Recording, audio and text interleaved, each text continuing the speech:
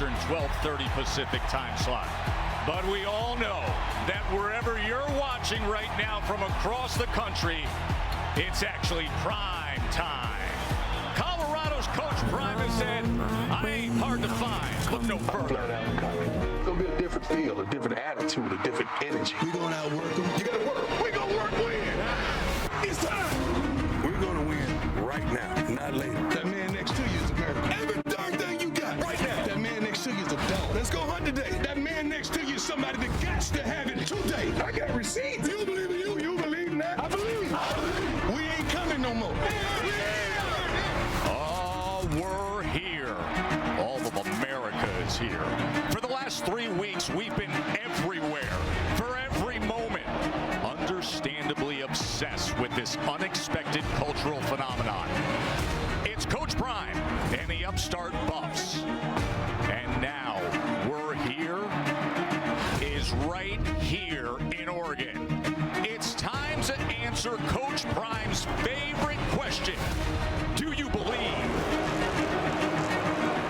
And here he is, Deion Sanders. From one of the greatest players of all time to the most wildly intriguing, irresistibly attention-getting head coach, leading out his 3-0 Colorado Buffaloes. As we welcome you to ABC College Football, presented by Capital One, and the Dr. Pepper Championship Drive Game of the Week. From here at Autzen Stadium in Eugene, Oregon, the very impressive 10th-ranked Ducks hosting the ultimate upstarts, number 19 Colorado. Yeah, just put on those sunglasses, those shades, and settle in for a few hours for this one, folks. Joe Tessitore alongside my partner Jesse Palmer, and that Coach Prime effect, Jess, it is real, and it comes with a fan base that stretches so far beyond sports. Well, it's not just the biggest story in college football right now, Joe. It's the biggest story in sports. You've got Deion Sanders, a transcendent figure, taking over a program that lost 11 games a year ago, completely flips the roster, and they've shocked the world starting this season 3-0. And there's a lot of juicy subplots to this story, too. Shedeur Sanders, Coach Prime's son, is a star quarterback. He's been magnificent. He's a Heisman contender, and there's been no shortage of drama either. Twice this year, this team has already come back late in games to win, but now they come into Autzen Stadium in a hostile environment, taking on a very good Oregon team. Colorado's a 21-point underdog, so we're going to find out if this fairy tale can continue or if the magic ends here today. Folks, look at that right there. We got a green and yellow stripe out here at Oregon. By far the biggest challenge for Colorado. Of course, Colorado comes to try to stop this guy. Oregon has the most experienced quarterback in college football. Jesse, Bo Nix, a top Heisman candidate. Yeah, Oregon's got some star power too, and it's that guy right there, Bo Nix, one of the best quarterbacks in the country. He's a true dual threat. Could hurt you throwing the football, can hurt you running it, but it's that experience. The game is really slowed down for Bo Nix. He's playing right now with so much confidence, and Joe, you just get the sense Oregon knows that a lot of people are watching this game to see the Coach Prime show, but they've got an opportunity to get a win against the hottest team in college football. And just remind people, they're a pretty good team too, and they've got their eyes set on the college football playoff. On the other side is Shedeur Sanders, the Buffs' sensational quarterback. And what he did deep into the overnight last Saturday was jaw-dropping. Colorado was trailing Colorado State by 8. Shedeur took the team 98 yards to tie the game in just 7 plays in 90 seconds. He called it his Tom Brady moment. They went on to win in double overtime. After the game, he was wearing a hat that appropriately read legendary. Katie George. He's overcoming a struggling offensive line and putting up some of the best stats in the nation. Tess, you see the watches, the cars, the glitz and the glamour, but when you strip all of that away and you spend some time with Shedeur Sanders, you watch him on the practice field, you realize a couple of things. He is incredibly disciplined and committed to his preparation. His processing skills and ability to recognize coverages is a byproduct of the time he spends studying defenses each week. He's also very self-aware. He told me he has an 100% understanding of Sean Lewis's offense, but in terms of executing it at a high level, Test, he says he's only at 70%. Can you imagine what this offense will look like when he feels like he's at his best? And Katie, this is that 40-yard walk that father and son make before every game. They say halfway down it's coach and player, but at that moment right there, it's father and son. A kiss for good luck between Coach Prime and Shador. Colorado won the toss. They elect to defer. As loud a setting as you will hear in college football. Autzen Stadium, the place to be. The moment to see what Coach Prime can do for an encore. The game that has grown to unimaginable height.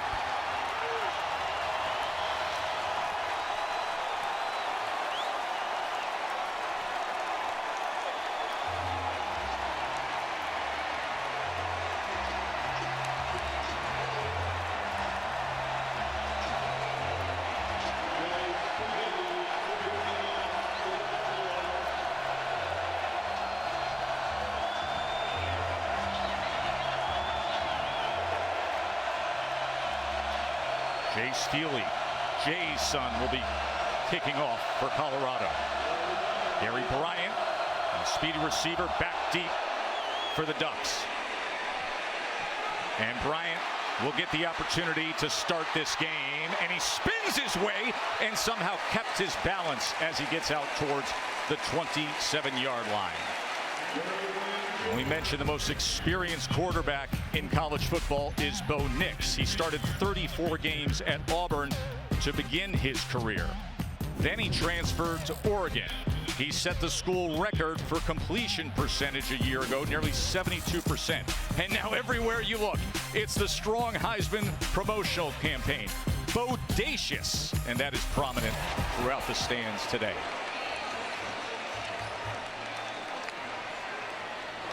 Sprint left for Nix. And he was chased down and pursued by Silman Craig. Well, because of that experience, Joe, the game is just slowing down for Bo Nix. He plays so fast now. He gets dropped back quickly, reads coverage quickly, gets the ball out of his hands quickly. And this Colorado defense has not seen a quarterback like Bo Nix this year, and they certainly haven't seen a guy in total control of his offense the way Nix is. 2nd and 11. Bucky Irving's going to be able to get something big off the left side, and more breaking a tackle. This is something Oregon's going to try to do, get the ground game going. Colorado's defense has struggled against the run this year, giving up 195 rushing yards per game. 15 yards for Bucky Irving. Nix able to go underneath, as getting it out past the 40-yard line is Troy Franklin. He's built a wonderful relationship with Bo Nix. And Franklin really is an alpha receiver in a size and speed matchup problem at 6'3". And remember, no Travis Hunter at cornerback in this game for Colorado. So if I'm Oregon, I'm trying to get my best receiver the ball early and see if there's anybody that can cover. Travis Hunter, the star lockdown cornerback for Colorado, injured last week on a hit that drew a penalty. Nix quickly to the outside and is back to Franklin, and this Ducks offense is in rhythm, Jesse. Well, Colorado's putting Amari and Cooper. He's their next best up at corner, trying to cover and trying to shadow Troy Franklin, one of the best receivers in the entire country. That's a matchup that Bo Nix is going to be looking for often in this game. 2 quick receptions for Franklin. Nix gets it to his tight end, Ferguson, who goes down the sideline and muscles his way inside the 10-yard line. And don't blink, just like that, 1st and goal Ducks. A penalty is back at the 20-yard line. We'll see if they're going to walk it back.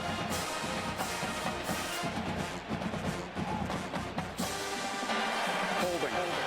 Offense, number 11. 10-yard penalty.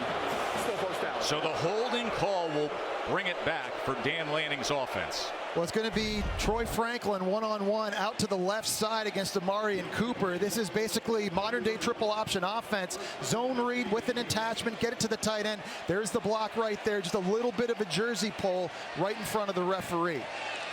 But, Joe, this matchup between these two guys is critical to the success of each team in this game. Noah Whittington now the running back flanking Bo Nix. 1st and 14 after the penalty. Whittington trying to find a crease. Instead, he's pushed back with Trevor Woods. Trevor Woods, who had the interception in the end zone that ended last week's throw or the win against CSU. You know, it's going to be important that Colorado's defense can at least slow down this rushing attack a little bit, while at the same time being able to play some zone coverage on the back end to prevent Bo Nix from taking shots. Texas Tech did a really good job of it week 2 against Oregon. Easier said than done, though. 2nd and 9. Pressure coming quickly, getting it to Johnson. And Johnson weaving his way for a first down. Ball comes out at the end. We will see if they marked him down. The ruling on the field is the runner was down. So a little 160-pound Tez Johnson able to weave his way through that defense. And to spit that football out as quickly as Bo Nix did, it's kind of like a shortstop turning too. You're just getting it out to your guy as fast as possible. You see the right elbow comes down far before the ball is dislodged. Good call there, no fumble. It's 14 yards for Johnson and a first down for Oregon. Goes back to Ferguson, who is upended. That was well defensed that time by Marion Cooper. Seen a couple of times now, Oregon has gone to these zone read with attachment plays, trying to get the ball out in the perimeter of the field, but we've seen the speed of Colorado's defense as well, going sideline to sideline a little bit.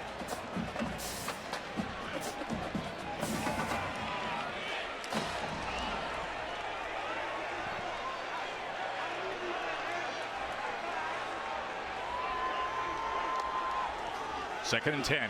Nix with plenty of time, and he goes underneath again to Tez Johnson. Well, this is an area of the field, Joe. We haven't seen Bo Nix run the ball a lot this year, especially down by the goal line. You saw it a ton last season when he had 14 rushing touchdowns, which led all quarterbacks in the FBS. But after this nice completion here to Tez Johnson in the slot, you're in a position 3rd and short. And I think Bo Nix's legs have to be a big factor and weapon for this offense. 3rd down and 1 at the Colorado 3-yard line. 10th play of this opening drive.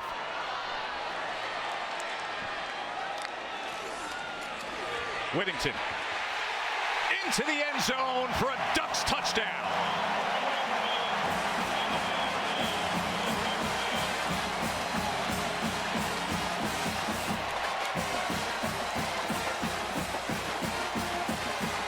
Great job at tight end. Patrick Herbert right here getting a block on Jordan Dominic and allowing a cutback for Whittington. You've got to be able to set that edge outside. Great job using his hands and leverage.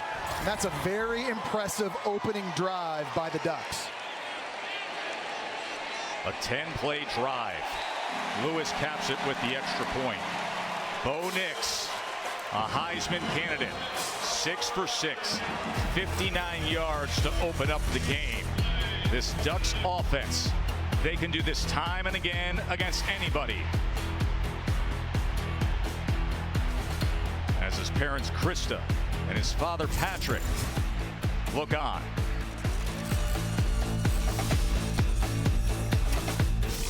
You're watching the Dr. Pepper Championship Drive Game of the Week. Joe Tessitore, Jesse Palmer, Katie George with you as you see high above and out inside the Autzen Zoo. 7-zip for top 10 Oregon. But Shador and that Buffs offense set to go.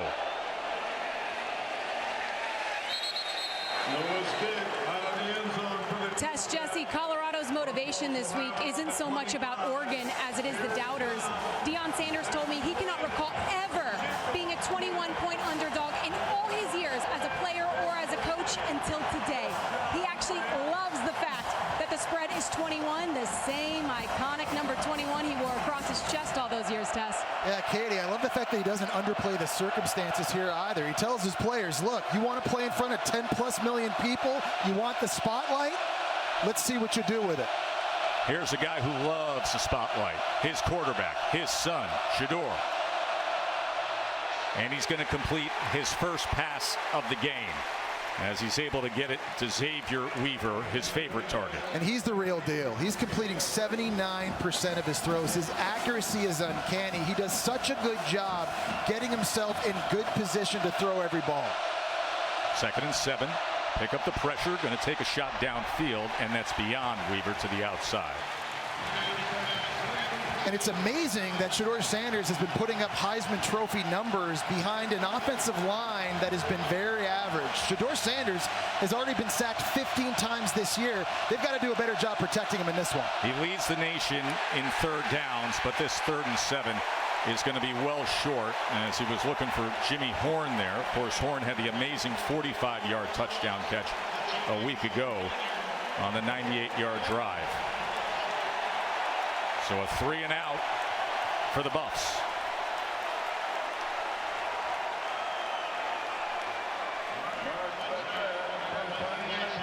Mark Vassett has 4 punts of over 50 yards this season. The dangerous Tez Johnson has his heels on the 30, looking to return for Oregon.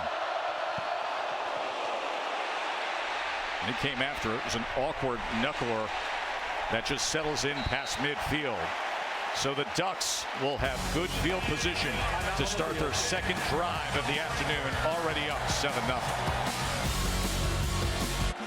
Colorado defensive coordinator Charles Kelly has a unique relationship with the opposing quarterback, Bo Nix, Katie. Yeah, he does. Charles Kelly and Patrick Nix were on staff together at 3 different stops: Jacksonville State, Henderson State, and Georgia Tech. When the Nixes went to the hospital the day Bo was born, Charles Kelly and his wife Christy babysat Bo's older sister Emma. That's how close the families were. Kelly still has, in a silver cup on his desk, a piece of chocolate the Nixes gave out to announce Bo's arrival. The chocolate reads, "Here he is, Bo Chapman Nix." He still has Emma's piece of chocolate as well. That's a 23-year-old piece of chocolate, you guys. Isn't that something? Think about that. The closest of family friends on the day that Bo Nix was born. He was babysitting his older sister, and now he's putting 11 guys on the field to try to take him down. Whittington. Well blocked for Noah Whittington, and another chunk play for Oregon. Shiloh Sanders, It's a Coach great, Prime's other son, with the tackle. Great play call by offensive coordinator Will Stein, because Colorado was bringing the blitz from the left side of the formation, and they decided to go right where there was a lot of green grass. 15 yards for Whittington.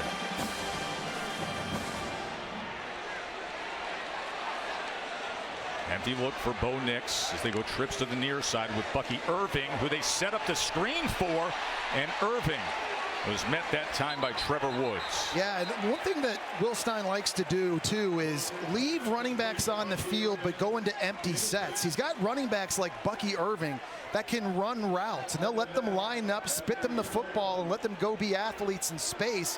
One of the things that's really hard about slowing this Ducks offense down.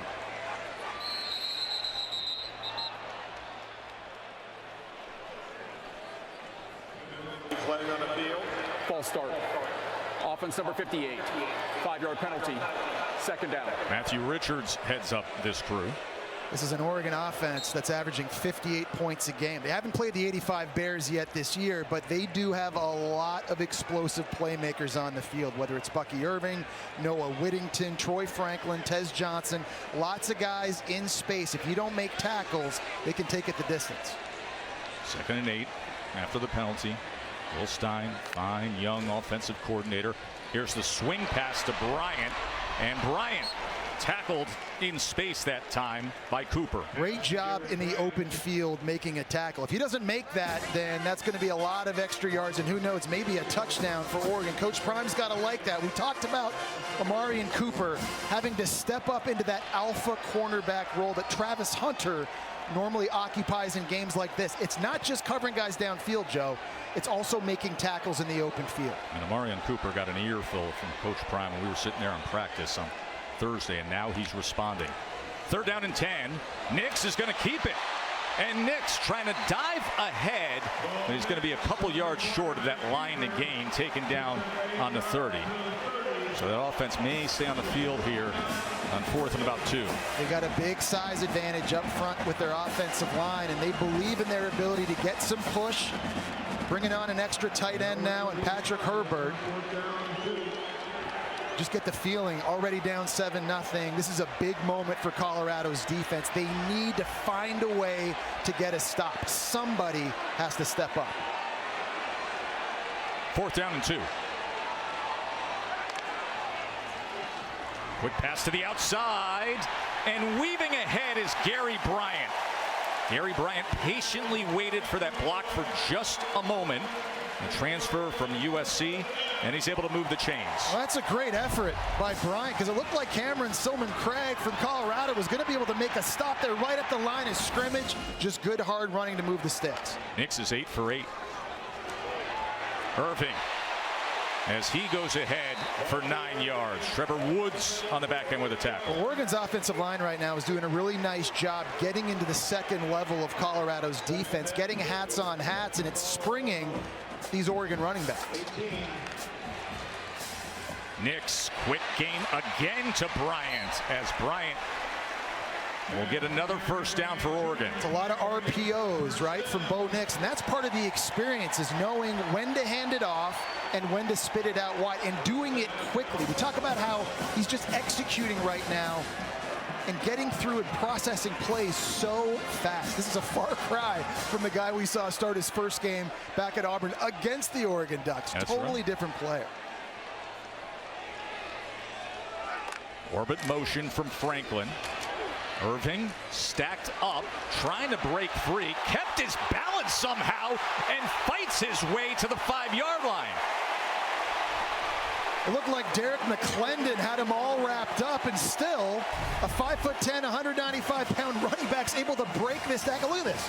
Number 9's got him all wrapped up, and he's able to scoot out. I'll tell you, Bucky Irving is a guy that can fit between very small spaces and creases. You don't need to blow open big holes for him to hurt you. He's a guy that has great vision, and he runs very hard for a guy his size. And this Colorado defense come up with some sort of a stop. Coach Prime was stressing we have to get off to a strong and fast start.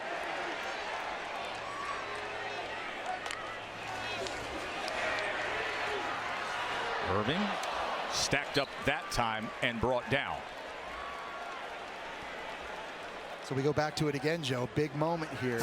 You know, 10-0 is a lot different than 14-0. When you're Colorado playing on the road in this kind of hostile environment, you got the feeling they had to start fast in this game and try and see some of this momentum to build some confidence. This right here is a massive play. 3rd down and 5. And get a first down at the 2-yard line. Nix, sprint right, looking for an option, throwing back to Ferguson, and Ferguson is stacked up. Getting help from a friend to get some extra yardage as a flag comes down, but Trevor Woods was right on top of it with the throwback to the tight end, Terrence Ferguson. We will check on the late flag. Oregon's trying to go with some little eye candy, trying to roll the pocket out to the right and see if they can get the fast flow from the defense, but how about Trevor Woods staying home? After the play, personal foul, unnecessary roughness, defense, number 55. The penalty enforced, half the distance to the goal, automatic first down. And that's a killer. And that's not starting fast, Joe. That time it's Leonard Payne with the foul. After making a tremendous stop, it looks like you're going to set up the field goal opportunity, and just in late, just extracurricular and unnecessary. And have the self-inflicted wounds here. Coach Prime shaking his head. 1st and goal. Direct snap to Irving. Going off left tackle, and the run fit works as they're able to stop him for just a gain, and another flag is down.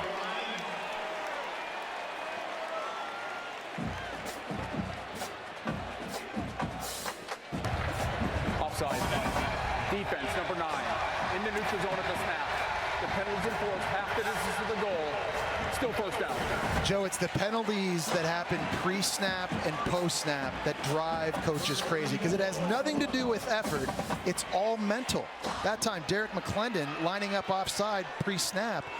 Between going 3 and out on offense, having a 29-yard punt in special teams, and now these penalties defensively, this is not the start that Coach Prime envisioned. So 1st and goal, loaded backfield with Bo Nix. Nix, quarterback run, and then a throw, and then getting into the end zone is Casey Kelly. From the famed football family in Western New York, the nephew of the Bills legend Jim Kelly. Stephen Jones, the right guard's trying to pull to block Jordan Dominic out here. He's going to try to get here. He's a little bit slow getting there, and Bo Nix just able to kind of fight off the tackle and make a throw. Swinging gate formation for Oregon here on the PAT. That's Patrick Herbert lined up, and he's going to take it. That was actually not Herbert who ended up with a direct snap as he typically does. Instead, that was Ross James, who is the holder. So they took the holder and utilized him there. But this is what happened moments ago. Yeah, great job, an individual effort by Bo Nix, fighting off the tackle, finding Casey Kelly for the score, and it's all Ducks early, 14-0, 13-0. ABC College Football is presented by Capital One. What's in your wallet? Jesse, you know what they call it up here when the kids move into school and the community helps them out? What's that? Unpack the quack. Unpack the quack. I like that. Unpack it's a bit of a late start, don't you think? It is. On a quarter system there? Hey, all season long, student sections across the country are competing to be the Taco Bell Live Más student section of the year. You can download the Taco Bell app to learn more. But you know what's interesting about that, Joe? That means that there's more students here present for this home game than there's been in the previous 2 weeks. So a bit of a louder environment here in Autzen Stadium for this big one. And with a 13-zip lead, they're wrong. As Camden Lewis will kick away after Casey Kelly just had the touchdown reception from a red-hot Bo Nix, who was 5 for 5 on that drive. He's 11 for 11 to start the game, with the quick game paying off. Let's go check in with the studio with Kevin. It's time now for our All-State Good Hands Player of the Day. Another big Pac-12 game in Salt Lake City. UCLA freshman Dante Moore's first pass buzz. Really good job by the linebacker. Reading the freshman's eyes, he telegraphed the throw. Pick six Utes. Karene Reed gets the Utes on the board first. Still no Cam Rising, but Utah up 7-0. Back to you. Now their star quarterback yet to see action, and they just keep doing their thing. Remember, it was a 3-and-out on the first series for Shedeur Sanders and the Buffs. As met right away was Tavarish Dawson. Seeing a lot of very quick throws. I think the one place Colorado has an advantage in this game is their receivers versus the Ducks secondary. They've got a lot of game breakers, and Jimmy Horn Jr., Xavier Weaver. This Oregon defense has not been a great tackling unit so far this year. Shedeur checking at the line. Has a high football IQ. Everybody raves about it.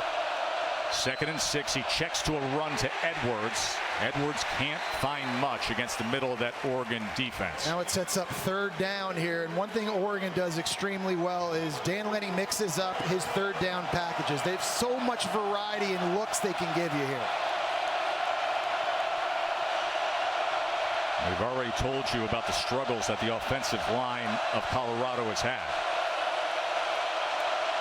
3rd down and 5. Pressure on Shedeur. Able to get it on a shallow cross. He finds Antonio. And it's good to have the big-bodied receiver back for Colorado. He's 6'4", 225 pounds. They just don't have a guy like him, Joe. And that's a nice job giving protection to Shedeur Sanders to find someone. Of course, we'll have to wait on the flag. Personal foul. Roughing the passer.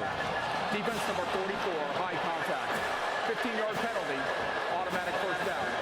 Tuioti with the penalty.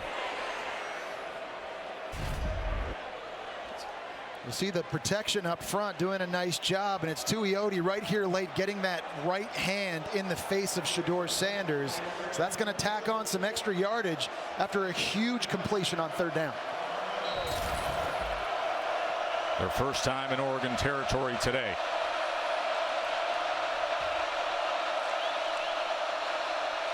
Going to take a shot downfield and nearly intercepted as he was looking for Weaver, but Kyrie Jackson had excellent coverage. Phenomenal job from the back end. Xavier Weaver is the deep threat for Colorado. He takes the top off of defenses, but look at the 6'3" Alabama transfer.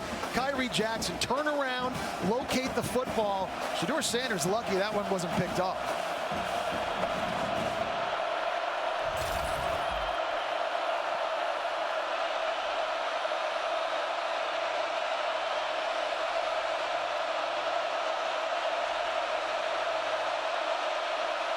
2nd and 10. Shador backing up.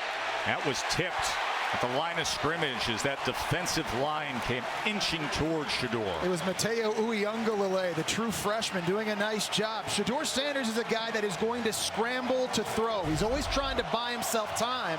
Nice job here. You see Uyunglele, DJ's little brother, getting that left hand up to knock it down.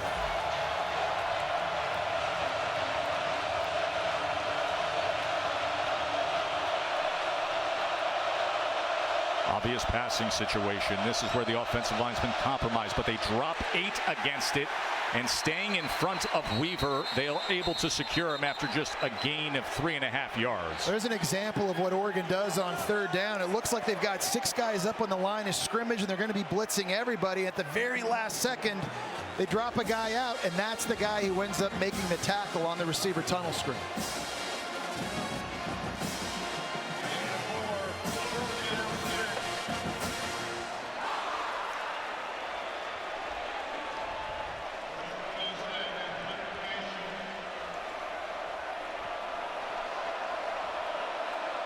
Bassett on to punt. Tez Johnson is going to put his heels on the 10-yard line as Colorado's looking to pin, and he calls for the fair catch. Tess, Jesse, coaches hate nothing more than unnecessary penalties. A close second, missed tackles. Deion Sanders went over to the defensive bench, reminding guys about the little details, wrapping up, getting guys to the ground.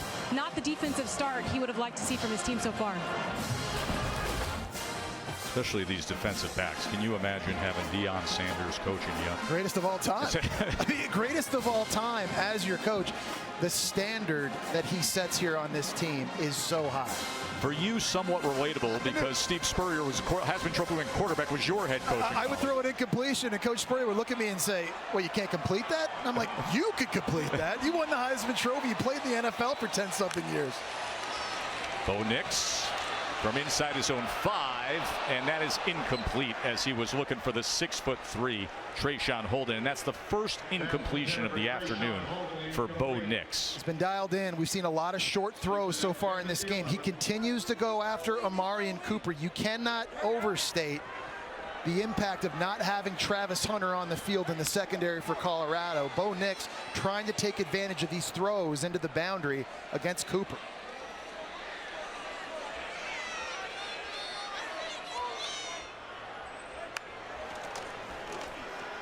Whittington, excellent pursuit down the line by the Colorado defense as the final seconds of the first quarter will tick down. Ducks had a very strong start, long drives, a 10-play drive with Whittington capping it. Then Nix made that excellent play to Kelly. 13-zip, top 10 Oregon. ESPN College Football, presented by Capital One, returns after this message and a word from our ABC stations. A striped Autzen Stadium as aerial coverage is provided by Goodyear, celebrating the challenge of road games everywhere. Are you ready for the road? Goodyear, more driven. Jesse, I just turned to you in commercial break. I said I think all the hype with Colorado has made Oregon super focused to come out and have the strong start that they produce. Yeah, Joe, I agree. I think normally when a team comes to play Oregon in Autzen Stadium, all eyes are on the Ducks, but you and I know that's not the case today.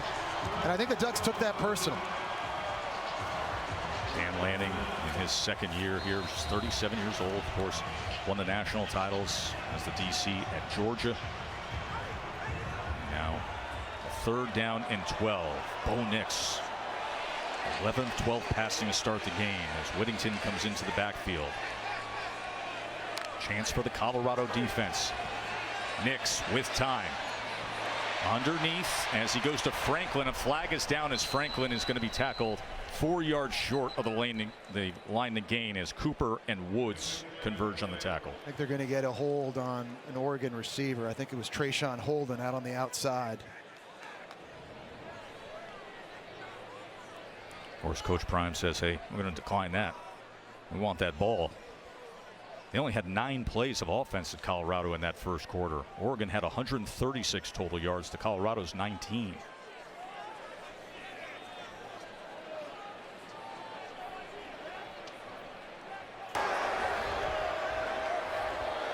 Pass interference. Offense. That penalty's declined. The result of the play is a 4th down. So here's an opportunity for the Buffs to have very good field position.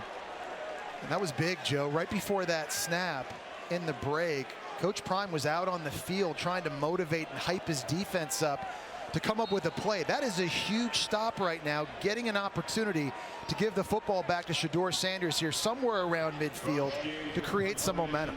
Jimmy Horn's the return man, and he's at the other 40. It's the first punt for Ross James. And they are going to fake it, and it is going to work out. Would you look at this? That was from their own 17-yard line as they fake it with Casey Rogers, the big 300-pound defensive tackle. Dan Lanning pulls that out. Now, Casey Rogers was an excellent lacrosse player. He had a scholarship offer to play lax at Syracuse, so the big man can run. Look at this. Everybody from Colorado is looking at the punter who's rolling out to the right. Not just eye candy on offense, eye candy on special teams. Great selling job by the punter, like it went over his head. And how about the big fella rumbling? He goes 18 yards, the 300-pounder. Nix now looking to wind it up and then has to tuck it. But Jesse, to go with a fake punt. Listen, you're the favored team. You're the top 10 team playing. I hope you're up by 13 points. And Dan Lanning says, hey, we got some big time juice in us. Yeah, I think it sends a very clear message to your team that you've got confidence in them. And again, Joe, we talk about the edge Dan Lanning and Oregon may have come into this game with, feeling a little bit disrespected. And right now they are dominating in all 3 phases. Look at Casey Rogers over on the sideline. All the hair flowing, everybody slapping him on the back as Bucky Irving takes it past midfield. Shiloh Sanders with the tackle. You're going to get big right tackle, and Johnny Cornelius pulling around the outside. There's another flag down here, but you see him right here, 65 roll out, gets a block on a DB. That's not a lot of fun. Holding. Offense number 3. 10-yard penalty from the spot of the foul. 2nd down. That's the tight end Ferguson who was flagged. Joe, penalties have been a massive problem for Oregon early this year. 25 in the first 3 games. That ranks 118th in the nation. That's something that Dan Lanning and his coaching staff have got to get worked out. 4 penalties for 40 yards today.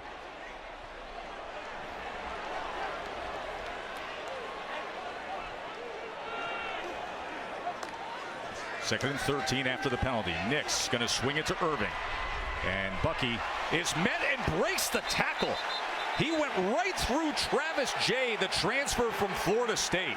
Jay didn't wrap him, and Bucky said, I got more in me. Well, it's Demoy Kennedy, too, at linebacker. You just got to get hats to the football. Look at 22. It's just not a good enough effort. And Katie was telling us earlier, that's what Coach Prime was telling his guys on the sidelines. We've got to just do the fundamental things better to have a shot. So he gets 9 yards back, and it makes a 3rd and 4.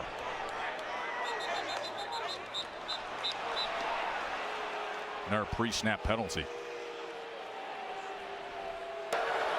False start. Offense number 76. 5-yard penalty. 3rd down. That's Connerly, the left tackle, Jess. And it would be phenomenal here for Colorado defensively on a 3rd down situation, obvious passing situation. You got to try to build a fence around Bo Nix and contain him.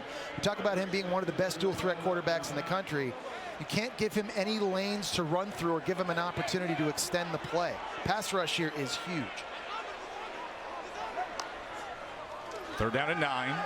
Nix with time. Shallow cross goes underneath, and Franklin. Another flag at the end of that play as Franklin gets enough for the 1st down. Probably a face mask at the end of this play to Troy Franklin. That's going to be on Travis Jay. Nice job of Franklin underneath on the drag route, catching it and getting north right away, splitting the defenders. Personal foul. Face mask. Defense number 4. 15-yard penalty be added to the end of the play. Automatic 1st down. On 3rd down, you're going to have Franklin coming from this side, and Travis Jay is going to converge. He's over here to make a tackle and just got the hand up in the face to add extra yards and add insult to injury, converting that 1st down. Fake punt, couple completions, a penalty, and all of a sudden they're at the Colorado 38. Knicks play action, being chased down and brought down. That was Jordan Dominic with the big, much-needed sack of Bo Nix. Jordan Dominic is their most dynamic pass rusher, and this time he doesn't just beat a tackle over here. He's going to try to get him. The running back's going to try to get him. But Dominic has tremendous get-off, does a great job using the hands to slap down the arms of the tackle, and there's the closing speed. That is huge for this Colorado defense. They haven't been great rushing the passer this year, but playing on the road against a quarterback that dangerous like Bo Nix, it's a big-time play. And it makes for a 2nd and 21. Irving splitting defenders and getting it all back and more. First down, Ducks. And that just can't happen. You know, after getting a sack and creating a negative play right around you just very next snap, you get one go right up the gut. And again, guys missing tackles. Quickly getting it to Holden. Holden taken down at the 21-yard line. That was a big-time hit by Shiloh Sanders. He's been a star on this Colorado defense. Last week against Colorado State, huge pick six. Also created a forced fumble. Great job there, coming downhill with bad intentions. He was the Pac-12 Defensive Player of the Week for that effort last week against CSU. 2nd and 7. Whittington taken down from behind. It was well blocked, but then Amari McNeil was able to drag him down. This is an area of the field where Troy Franklin, number 11, right now lined up against Travis Jay, the Florida State transfer who's missed time with a knee injury, out to his left, down here one-on-one. 3rd and 2, Nix to the end zone, and it's into the arms of Troy Franklin. Touchdown, Oregon.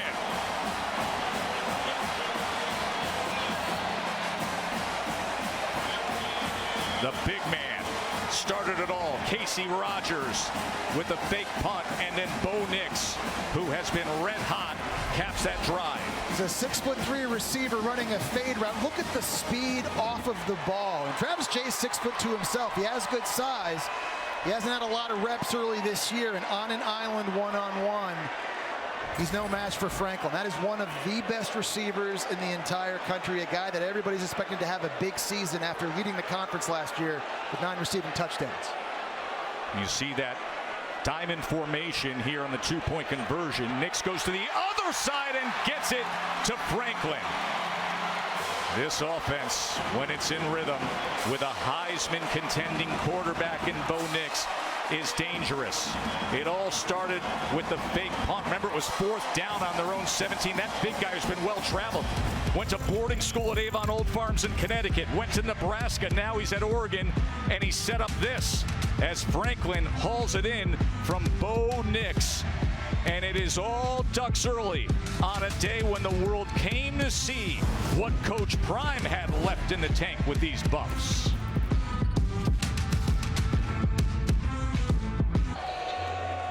It has been long drives for Oregon. 10 plays, 11 plays, and we just saw a 13-play drive. And Jesse, only one play of 20 or more yards. Just methodical, right? High level of execution right now for the Ducks offense. And you got the sense just listening to Dan Lanning pregame. Rooted in substance, not flash. Rooted in substance. Today, we talk with our pads. You talk with your helmet, right? Every moment. The Cinderella story is over, man. Right? They're fighting for clicks, we're fighting for wins. There's a difference, right? There's a difference, right? This game ain't gonna be played in Hollywood, it's gonna be played on the grass, right? It's gonna be played on the grass. Let's go. Rooted in substance was the theme from Coach Lanning. Hankerson not finding much pursuit down the line as he was taken down. by Bryce Betcher. They've got to be able to just run the ball a little bit. You see Dan Lanning there. I'd say that got his players' attention, and they responded in all 3 phases of the game. They're trying to make a point to the country right now. Empty set for Shedeur. As time before that happens, eventually it closed down, and it was the transfer from the SEC doing damage out west, Jordan Birch. And he's up against Jared Christian Lichtenhand, who's a 6'10" left tackle over here, and it's hard for him to bend. You see that there's DNs and more athletic guys that sometimes duck under him. That time, he just went speed to power and just bull rushed the left tackle right into the lap of Shedeur Sanders. And that leaves him with a 3rd and 18. And a crowd cascading with a roar in his face. Backed up again. This offensive line is such a struggle, and diving for the attempt at an interception on the sideline. So it's tremendous pursuit that time by the true freshman Blake Purchase, forcing Shedeur Sanders out to his right. It's an incomplete pass. It was Jamal Hill who was trying to see if he could get to that ball. So it's the 2nd 3 and out. Look at the effort here on the end. Stretching out Hill. Just going down, not able to come away with the interception. But what a start by the Oregon Ducks. Already the 3rd punt for Mark Bassett. Tez Johnson, the return man, is back at the other 40.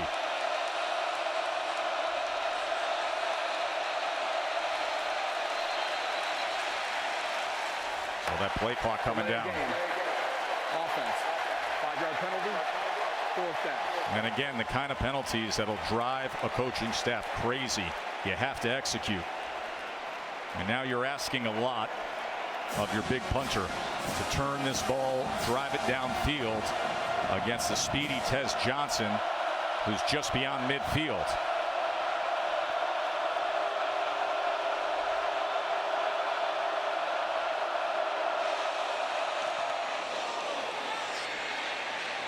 Over in, fielded at the 45, downs right away. A 3-touchdown lead. What did Prime say about that magical number 21? That's what the Ducks are sitting on right now.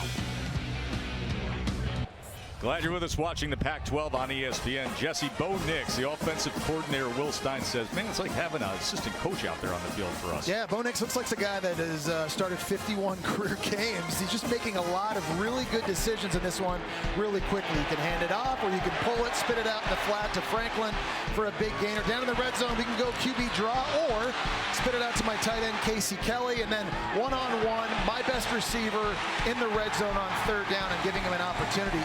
16 of 17 so far throwing the football. Bo Nix has simply been lights out. Most experienced active quarterback in college football, 50 career starts. Whittington, not much there, just a 1.5 yards as Shane Cokes makes the tackle. Picks up a yard to the 44. Guys, check this out. Players are wearing heat-activated, color-changing Nike Vapor Edge KF Dunks. So the cleats change colors based on thermal activity, body temperature, sunlight. Longtime equipment manager Kenny Farr came up with the idea. Dan Lanning says he loves the concept because he can tell who's working hard based on the colors changing on a field. Exactly. Can't get away with it. Oh, there's an interception as Colorado's GWES Robinson gets the much-needed turnover. And that is the first Oregon turnover of the season.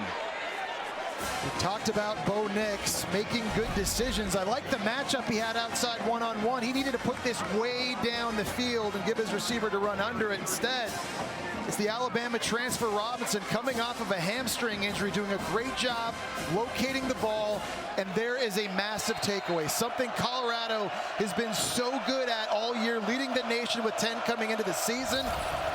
The defensive coordinator, Kelly, he's loving that.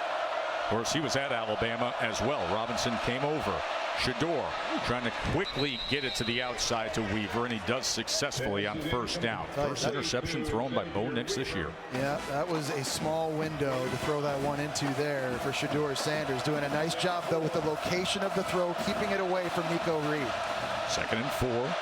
Shador to the other side, back shoulder, that is incomplete. It was denied by Kyrie Jackson. I tell you, Kyrie Jackson came to play today. We saw him with a big play earlier in this game on a go route. This time, doing a nice job just turning his head. So many times you see cornerbacks, they have no idea where the ball is. They're sort of flailing. It creates pass interference. He's been playing clean, and on an island, he's been winning all game long. 3rd and 4.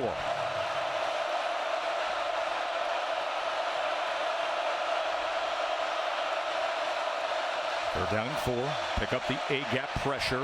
And that ball is intended for Harrison, who hauls it in. Went down to get it at midfield. Remember, he was the star at the end of regulation last week. Had the game-tying 2-point conversion and in overtime both of their touchdowns. Yeah, he's a guy that has to step up for this offense with no Travis Hunter out there. Here's tempo. Sanders tackled, sacked as they came in hard on him.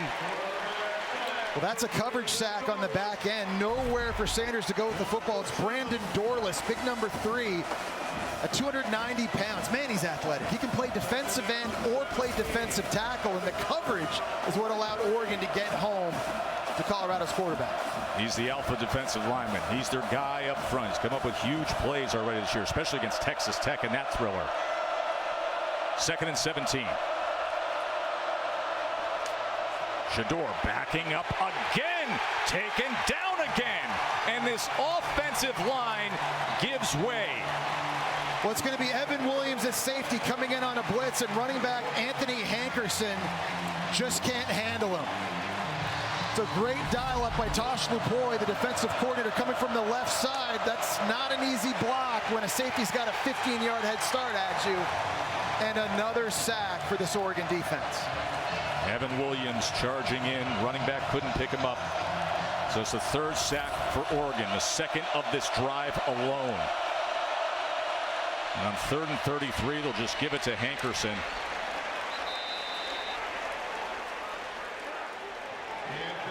You talked about this offensive line and some of the struggles. Listen, they got big guys in terms of height out at the tackles, but it's tough to bend. And then in pass protection with the running backs, you get all the exotic looks from Tosh Lupoy and Dan Lanning. It's an uphill battle in this one because Colorado's small on the inside of that offensive line, so you don't feel great running it against a more physical front like Oregon. And then pass pro has been an issue that Colorado has had all season long, really regardless of who they've been playing. Pass it on to punt for the 4th time.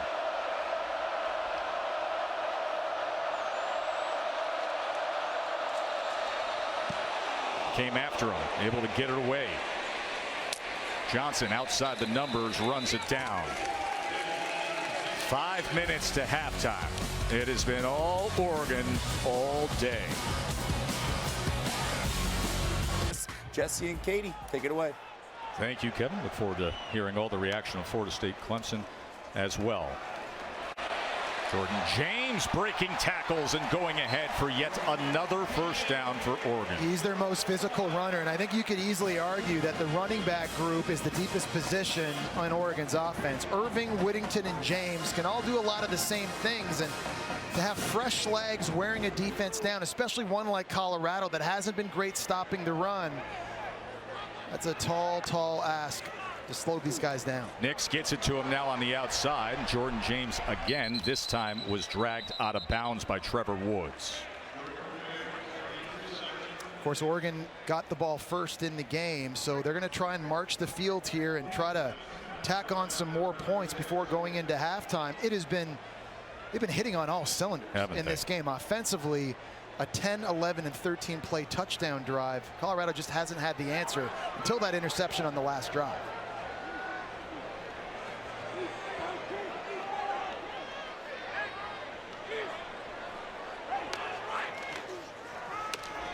James hitting the hole.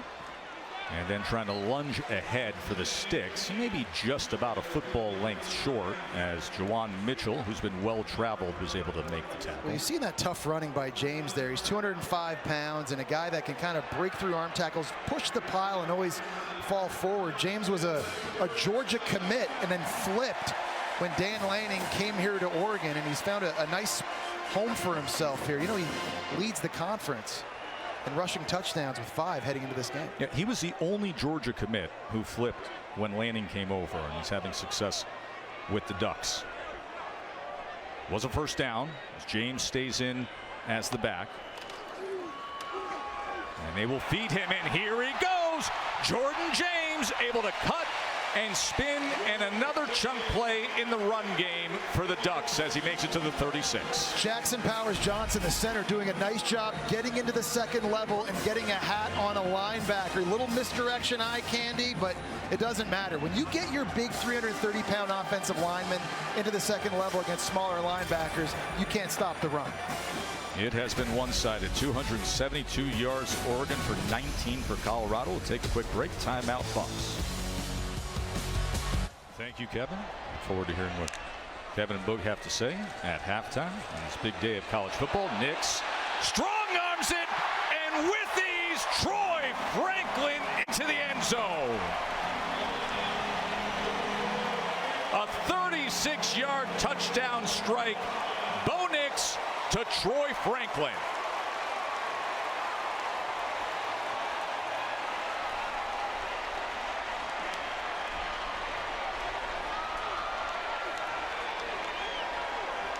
Troy Franklin, who was such a huge recruit in 21.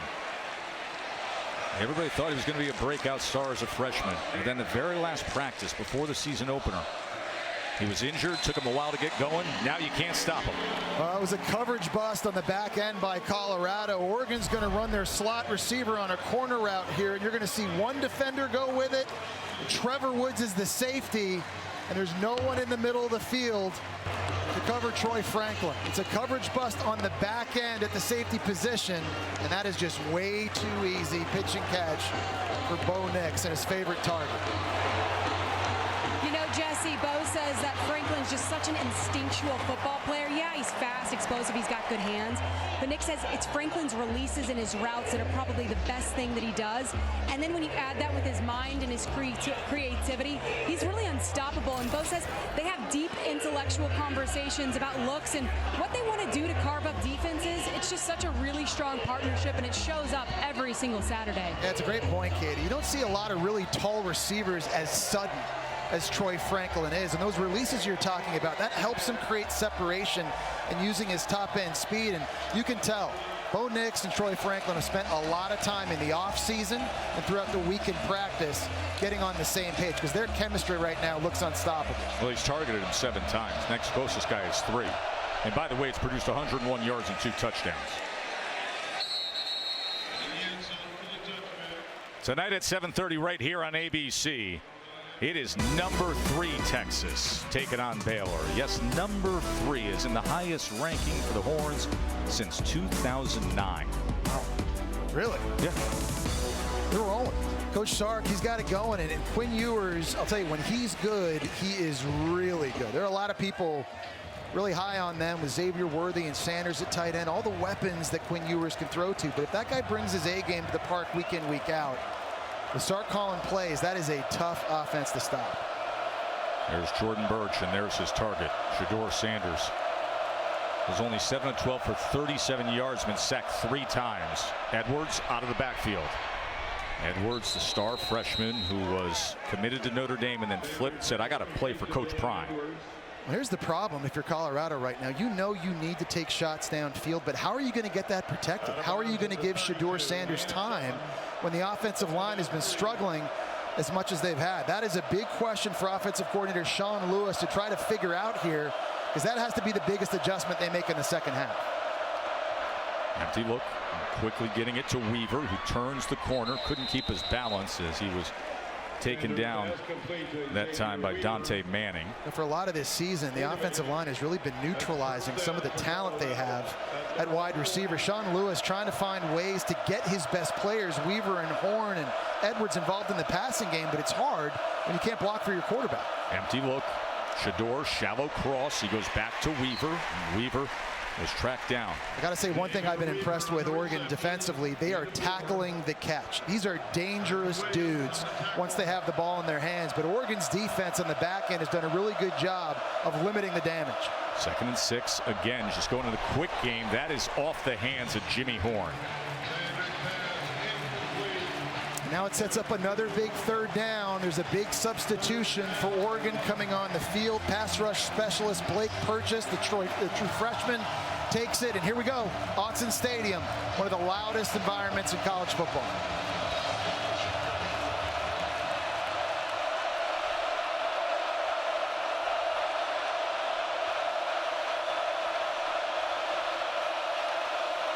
Third and 6, 4-man rush. Shador spins out of it. Another man in his face and sacked again. That's the 4th time. And Tatum Tuioti with the sack. The true freshman takes down Shador Sanders. I mean, Jared Christian Lichtenhand just has to do a better job at the left tackle position. He's just giving up way too much ground to Blake Purchase coming off the edge. We just talked about him as a true freshman coming on the field, but out here, you've got to kick out. I mean, you just can't let him take a straight beeline down the median and get to the quarterback. You've got to create separation between him and the QB. And you see Oregon's defense, it's really not just that one play, but the left tackle spot that time is Jordan Birch getting the sack. When they try to go to the RPO game, they're not able to hold up in the middle with Brandon Dorless. You've seen the safety blitz be able to get home. All in all, 4 sacks on the day given up by Colorado. And it doesn't matter how good your quarterback is. It doesn't matter how dynamic your wide receivers or running backs are. If you can't get guys blocked, all of that is neutralized.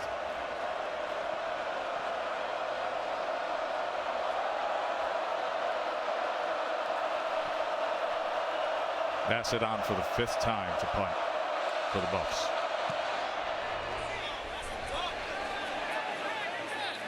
And this guy's out of bounds, and a quick word from Cheesy for you. I'm RG3Z. See you next time. All right, hey, who changed my name to RG3Z? Me? It's a great combo. Like college football and Cheez-It. You like? You cheddar believe it. And how will college football fans feel? They're gonna be feeling the cheesiest! Woo! Well, Coach Brime has said it time and again. Do you believe? Do you believe? Yes, listen, I believe in the man. I believe in where this program's going, his ability to be a motivator, to be a mastermind football coach. But I don't think anybody's believing in that offensive line right now. Not right now. Also, I think you just have to question just how much emotionally did Colorado have left in the tank coming into this game. Bo Nix, after a timeout was used, as he goes right back to Troy Franklin. I mean, think about it, Joe. They've been in the spotlight, Colorado has, for the first 3 weeks. And that game and win against Colorado State was physically draining. It was emotionally draining. Coming in here without your best player, Travis Hunter. Nix is on fire. He can't miss. Tez Johnson, and coverage is soft. Pockets are open, and Nix is carving them up. He's just wide open. There's nobody lining up against Johnson in the slot. I mean, we saw the touchdown pass to Franklin on the last drive on the coverage bust, and there's another one by the Buffaloes. Minute to play in this first half. Nix goes underneath as he's right back to Tez Johnson. I mean, Joe, this looks like a really good offense practicing 2 minutes against the scout team. Yes. I mean, that's just really, to me, just calling it like I see it. That's what this looks like right now. One of the best offenses in the country with a Heisman contending quarterback and with running backs who can do this, whether it's Irving, who you see there, Whittington, or James. This is an offense that is going to give a lot of defenses major headaches in the Pac-12. And Charles Collier right now, he's got his hands full. Quick to the outside, and again it's Franklin. Franklin makes a move as he works his way to the 10-yard line. Gotta be Troy smart. Franklin, that's 8 catches now. Yeah, you got to be smart. Sorry, Joe. Knowing the clock and the situation in 2 minutes, getting out of bounds on the boundary there. You've got timeouts in your back pocket. Dan Lanning is going to use one here, but It's a situation they practice often, trying to preserve as much time as you can to see if you can steal another touchdown and take this thing 35-0 into half. We have more college football on ESPN Plus tonight. Florida is in action facing Charlotte. Sam Houston takes on Houston. Both those games at 7 Eastern. You can go to ESPNplus.com or download the ESPN app. Big bounce-back win last week for Florida. Oh, wasn't it? Against Tennessee. It was a big win for Billy Napier. And ETN at running back having a huge day. It's going to be critical for the Gators this season. I think there are going to be people that look at this stat line and say, oh, the magic ran out, and question some of the things you saw the last 3 weeks. Folks, just point to that offensive line. Shedeur Sanders, who has been masterful in spite of the offensive line struggles. He came in #2 in the country in passing yards, in touchdown passes, and completion percentage. But there are legit edge rushers on Oregon, and not just that you brought up. How much comes at him? It has been a struggle. Then on the other side of Shedeur, you have Bo Nix, who, as we said, like having a coach on the field, distributing the ball, sharp as could be. He's 22 of 24 and could add to it right here. He's got another one-on-one up here with Amarian Cooper, his best receiver. He's going to run it. Nix inside the 5 and inside the end zone. He can do it with the arm and then showcase the smarts with the legs. As his mom and dad, Krista and Patrick, look on. It's been a near flawless first half for Oregon. We talked about this earlier. Would Will Stein start letting number 10 run a little bit more in the red zone like we saw last year under then offensive coordinator Kenny Dillingham, and dialed up a beautiful play at a critical juncture.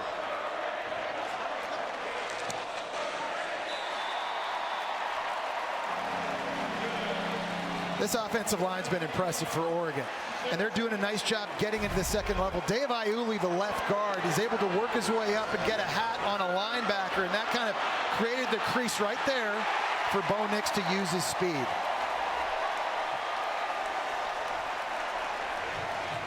Mom and dad say, wow, this is something now. Scoring 14 points in 2 minutes and 40 seconds. That Heisman campaign, the bodacious campaign. Billboards everywhere. We're going to have tired arms from the Duck. Already 35 points with 12 seconds before halftime. This is quite the stage for Bo Nix, isn't it? Because you and I both know in the Heisman Trophy, a lot of that is the stage you have and voters at home getting an opportunity to watch. With all the attention and the spotlight of college football on this game, provided a massive platform, and Bo Nix is taking advantage. 22 of 24, 3 passing touchdowns, and that rushing touchdown now. He's been amazing. Talks about this school as being a place that has changed his life, that gave him an opportunity to be himself. Remember, he was down at Auburn where his father was an all-time great. Said, I'm out of the spotlight of you're playing here because your dad played here. But he is in the spotlight of the yellow and green and starring today. This season, for every field goal and extra point made by participating universities, All-State will make a contribution to the university's general scholarship fund. We thank All-State for that.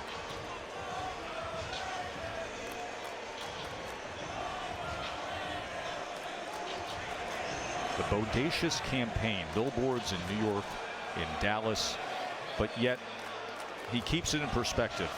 Anytime he's asked about the bodacious Heisman campaign, he says he's just grateful and it's all about the team.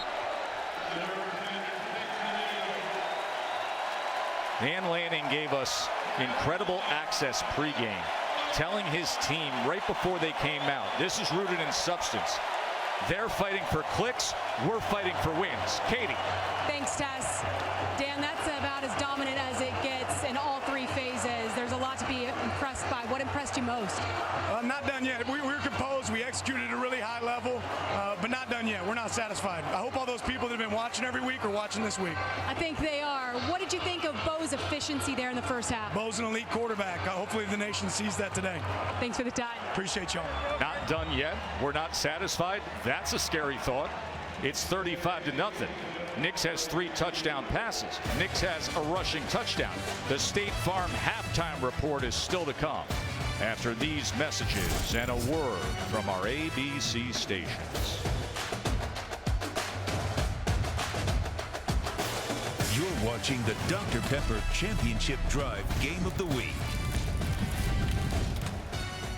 Glad you're with us from here at Autzen Stadium for ESPN College Football, presented by Capital One. Look up at that scoreboard after all the talk.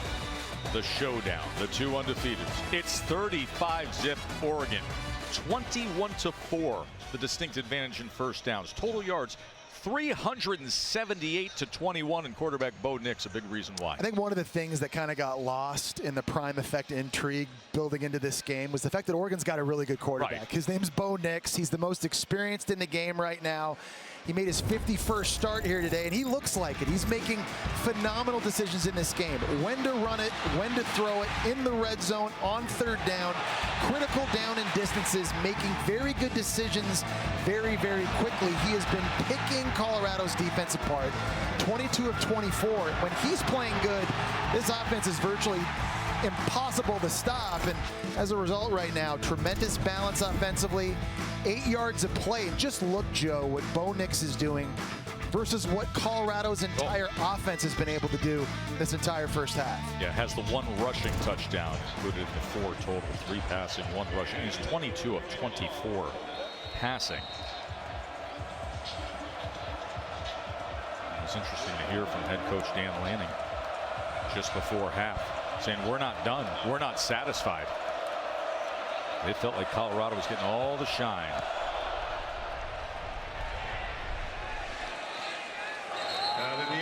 Touch, Jesse, coming out of the locker room, Deion Sanders said, look, we're going to see what we're made of. Situations like this make you hold one another accountable. That's players and coaches. He said one play is not going to put 35 points up on the board, but he said, I want to see the possession, time of possession improve. Colorado's had the ball 9 minutes to Oregon's 20.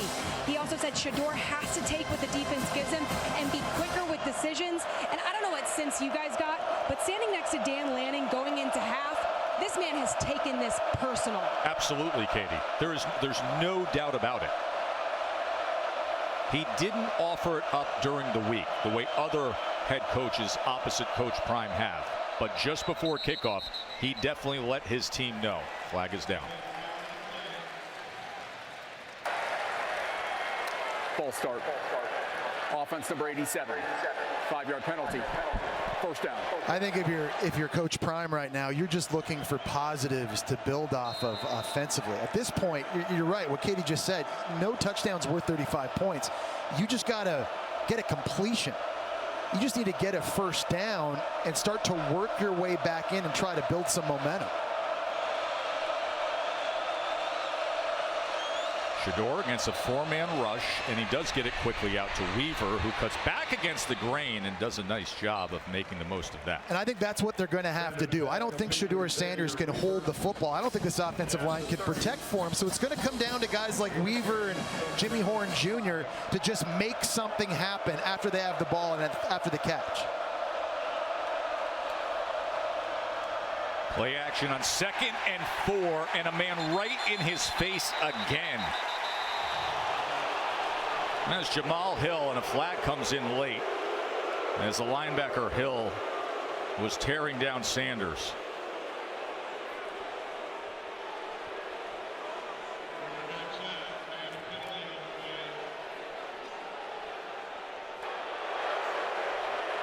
Personal foul, unnecessary roughness, defense number 18, 15-yard penalty, automatic first down. That's Mace Funa, the other edge linebacker. Well, they're bringing a linebacker right up the middle, and they're asking their tight end, Michael Harrison, to pull and get him. He's just too slow, and at this point here, Oregon's just got to let up. Kind of letting Colorado off the hook early, and maybe that's something, a little thing like that kind of sparks a little bit of life into Colorado to keep this drive going. Gives him a first down. Sanders still trying to survive, even sprinting right. He's looking to turn the corner and then just run out of bounds. Well, Joe, I just think offensive coordinator Sean Lewis is digging deep into his playbook now, just trying to find ways to create opportunities for Shedeur Sanders to throw downfield. That time moving the launch point and getting him away from back under center, but you're seeing the athleticism and the speed of this Oregon front seven. They're very deep. They can roll in fresh legs. They have done an outstanding job recruiting in that department, and it's given Colorado fits. Here they come off the top against the left tackle, and getting it quickly out into Antonio is Shedeur Sanders. But that's big. Again, just a little slant throw, right? You get 7-8 yards. Now third down is manageable, and I got to imagine for Coach Prime, you're going for it on every fourth down at this point, especially near midfield. But quick throws, and with these targets they have outside, they can make good things happen.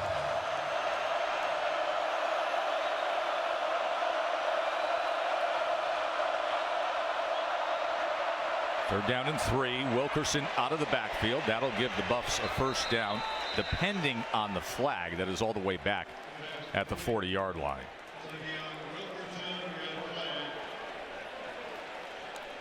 We've had a busy day with the officiating, haven't we?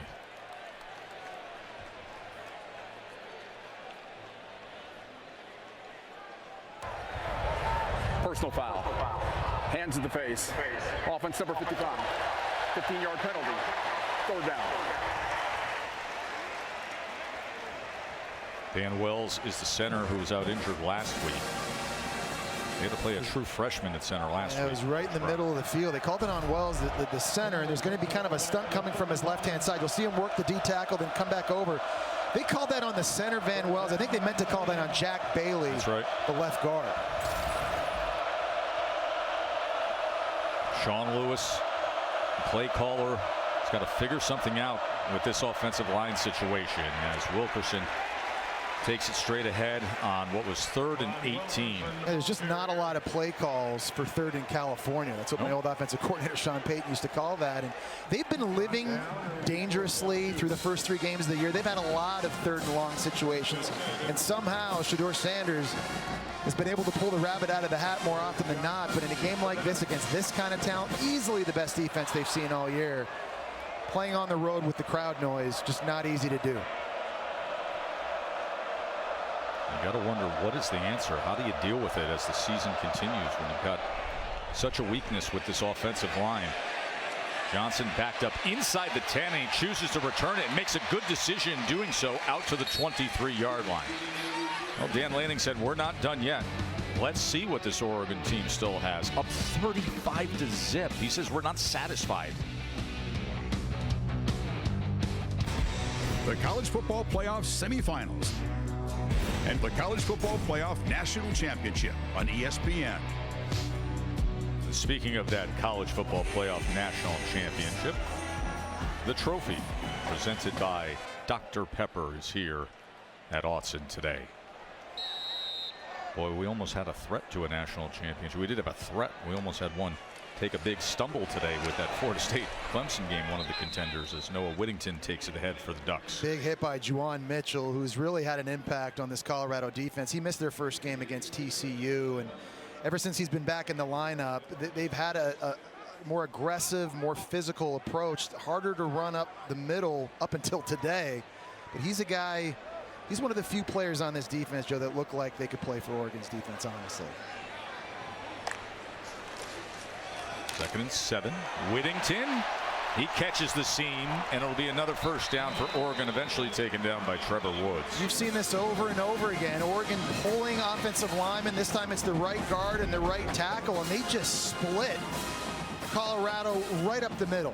That time it was Jordan Dominic who wasn't able to make the tackle, and it's another explosive play on the ground. Cornelius with a great block, and there is the slant on the in-cut by Holden, the transfer from Alabama. And Bo Nix continues his hot hand. In fact, now today he makes history, as he is the first player in college football history with over 55 touchdowns at multiple schools. Had the great career at Auburn, and now this sensational, all the statistical superlatives at Oregon. He played 3 years at Auburn. He's only played basically a season in 3.5 games at Oregon. It just shows you just how good he's been these last 2 seasons.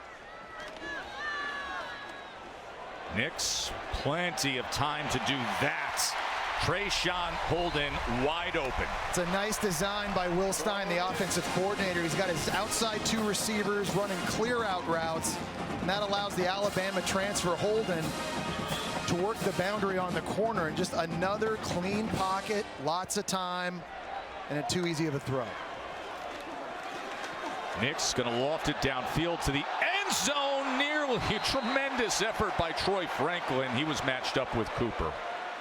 I think they're going to get Cooper here for pass interference down the boundary. Just too much hand fighting. Outside, never turned around to locate the football. Pass interference. Defense, number 3. 15-yard penalty. Automatic first down.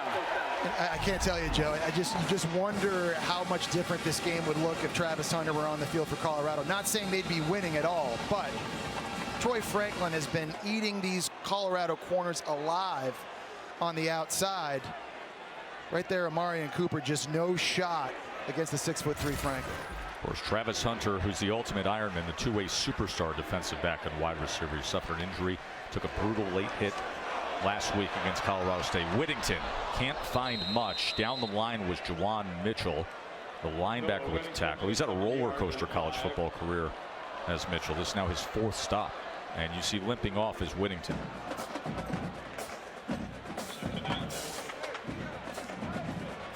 He's writhing in pain getting down to the ground on the Oregon sideline. That's a long day for Shedeur. How do you process this as a quarterback when you just have one of these days that feels completely hopeless, Jesse? Well, these are going to happen throughout your career. There's no question about that. And you just take it one play at a time. And at this point, his leadership will be big here in the second half to keep these guys going. We'll take a short break. Come right back to Eugene. Aerial coverage is provided by Goodyear. Road tested, game ready. Are you ready for the road? Goodyear. More driven. Wonderful college football Saturday here at Austin Stadium.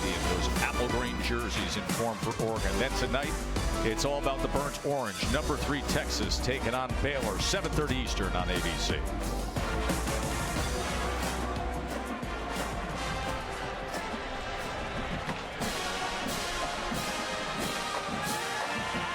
Oregon band has had a lot to boom about today. Bo Nix with 255 yards, 4 total touchdowns, only 2 incompletions on 27 passes thrown, and could be adding to it right here. Jordan James comes in at running back as they shift the big heavy group of tight ends over to the left side.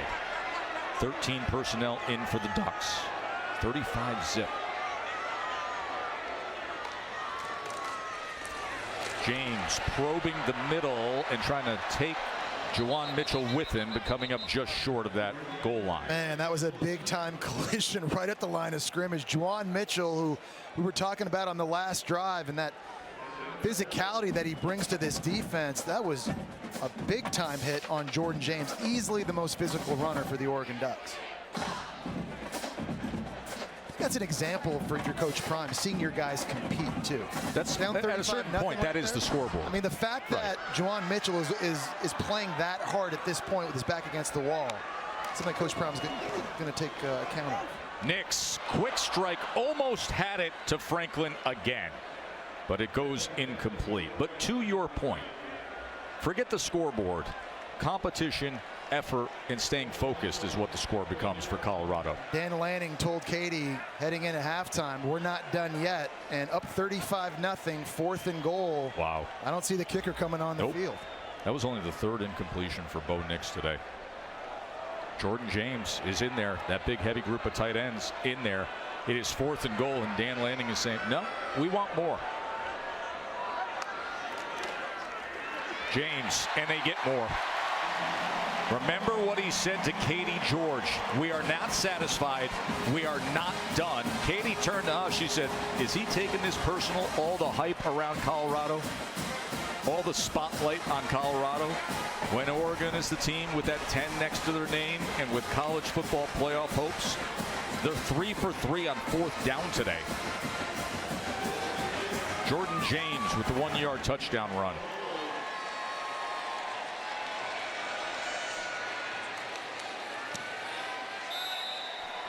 He gave us unprecedented access pregame. He said, yeah, you can listen to what I'm going to say to the Ducks. Here's more. Rooted in substance, not flash. Rooted in substance. Today, we talk with our pads. You talk with your helmet, right? Every moment. The Cinderella story is over, man. Right? They're fighting for clicks. We're fighting for wins. There's a difference, right? There's a difference. right? This game ain't gonna be played in Hollywood, it's gonna be played on the grass. Yes, sir. Right? It's gonna be played on the grass, right? And we got to strengthen this room, right? It's not about what we're walking into, it's about what we're walking in with. Connection in this room. Connection. 60 minutes or as long as it takes. Does that all mean something to you? Yes, does that all mean something to you? Yes, sir. Let's go.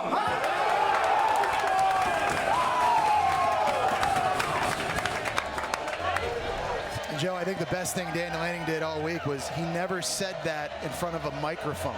Colorado's been so good this year at taking what other coaches say and using it as fuel for their fire. You saw that against Nebraska, Colorado State. Dan Lanning kept all of that internal, and man, he lit a fire under his team today. He said the Cinderella story is over. That was one of the questions that so many of the national sports pundits were asking this week. Would there be more to this magical ride with Colorado? And Lanning just declared it to his team before they came out. He went for it on 4th down to add more to it. 42-0. And total domination, Joe. You see, look at the total yards here. 439-30. In any metric, they're running the ball better. They're stopping the run better. They're protecting their quarterback better. They're getting after the opposing quarterback better. They're better on 3rd down. They're better on 4th down. They faked a punt and came up with it. I mean, any metric you want. This is just, it's two different teams. You just referenced the fake punt. That may have been the thing that was the statement of the day. They were at their own 17. A fake punt, giving the ball to his 305-pound defensive lineman who was playing shield.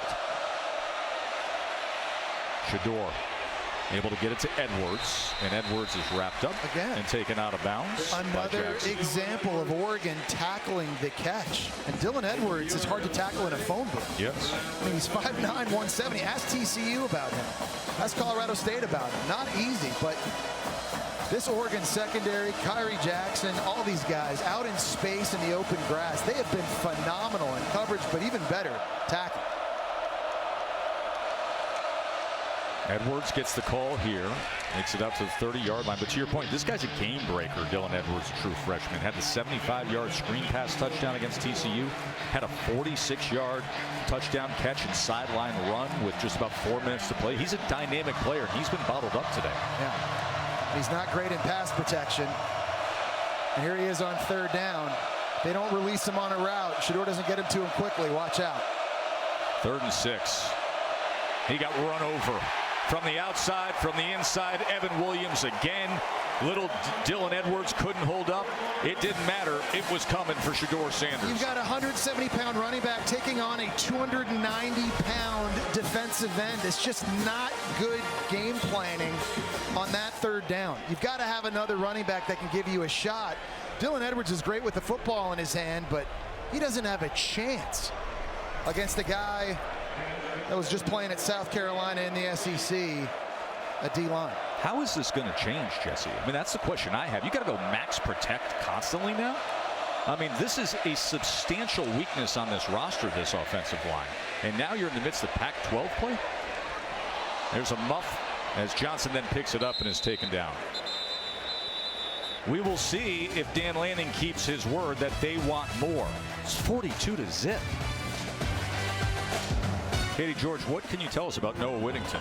Well, Tess, he suffered a left leg injury during Oregon's last series. He spent some time in the tent on the sidelines, but ultimately he was carted off to the locker room to take some x-rays. And I got to tell you, he looked extremely dejected on the back of that cart. Certainly hoping the best for Noah Whittington. That's a big loss for Dan Lanning because he's probably their fastest running back. He is a huge weapon in this Ducks offense. Bucky Irving is in the backfield with Bo Nix. And he is taken down hard after just a gain of 2 yards. As Levante Bentley, the second man to get in there after Cooper. And again, just going back now, if you're Coach Prime and Charles Kelly down this much, you want to see who loves football and who loves to compete. Who's not taking their foot off of the gas, and you find out a lot about who you've got in that locker room in moments like this. There's Kelly, worked under Nick Saban, now working under Coach Prime. How about that for a duo? Oh, look at face mask. You kidding me? That was Jordan Dominic who just ripped Bo Nix down by the face mask, and you can hear the cascade of boos from Autzen Stadium. Personal foul, face mask, defense number 44, 15-yard penalty, automatic first down. I don't think he intended to do this by any stretch. You know, you do have to keep your composure now, obviously down this much as the game gets on. That's just a very easy call there for the center judge. You know, it kind of makes you wonder, too, if you're Dan Lanning at this point up 42-0, how much longer do you want Bo Nix in the game? Because you cannot afford to have him get injured. After the penalty, he's going to quickly get it to Ferguson, his big tight end. Ferguson, nicknamed T-Ferg, is good size, good speed. Trevor Woods with the tackle. You got so many dudes on this offense, don't they, Taz? They really do, yeah. I mean, they're deep. They're deep at tight end. They got speedsters at running back, at wide receiver. You know, we talk about how much Colorado is struggling on offense. It kind of makes you wonder the pressure on Oregon's offensive line, right? To have to play well, because when you have all these tools and all these weapons, when the O-line plays well, these guys get the ball in their hands. They go out and get yards. Bucky Irving. Oh, he goes right underneath Juwan Mitchell before it's cleaned up by Shiloh Sanders. Fantastic job again by Oregon. They've been using this counter play where they pull the front side guard and tackle. You get a kick out block, one climbs into the second level, and there goes Bucky Irving in the open field taking a massive shot.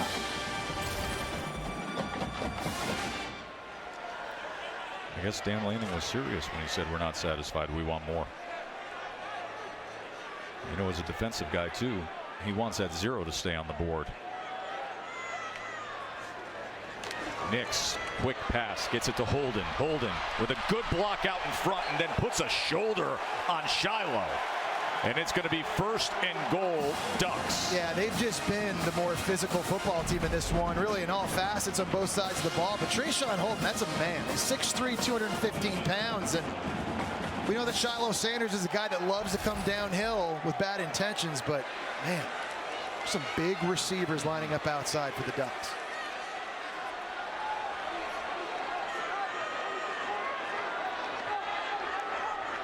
And Colorado has 8 guys in the box right now. Every DB is out on an island. And Oregon may still try to just run this in. 1st and goal. Irving tackled just beyond the line of scrimmage by Juwan Mitchell. A year ago we saw him at Tennessee. Started his career at Texas. Had a cup of coffee at Arizona State before being dismissed from the team, and now playing for Coach Prime. This is something, you know, that's demoralizing for a defense. When you load the box knowing the opposition is going to run the football and you still can't stop them. Trevor Woods, Juwan Mitchell looking over at Charles Kelly. Been a long afternoon for that defensive unit. 2nd and goal for Oregon.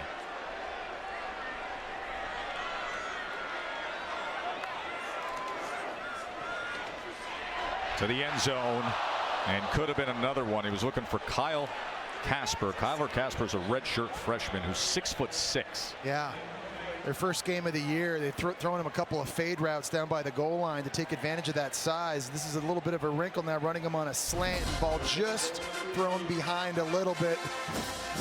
That's one Bo Nix would love to have back.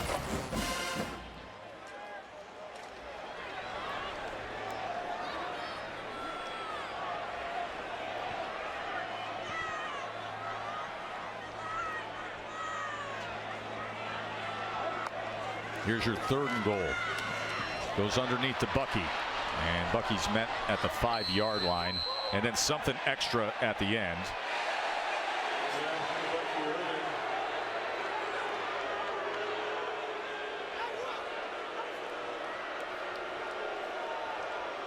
Dan Lanning went for it on 4th down before. Well, he's holding true to his promise. He wasn't satisfied. That's what he said to Katie George, and they were up big. They're 35-0. He said, we're not satisfied. We want more. He said, I hope everybody that tuned in to watch this game keeps watching in the second half. 4th and goal, up 42-zip, and he wants to add to it. Nix looking for an option, trailing back. Flag is down as that is incomplete. Holden was the intended target. Johnny Cornelius at right tackle with the hold. Holding. Offense number 66.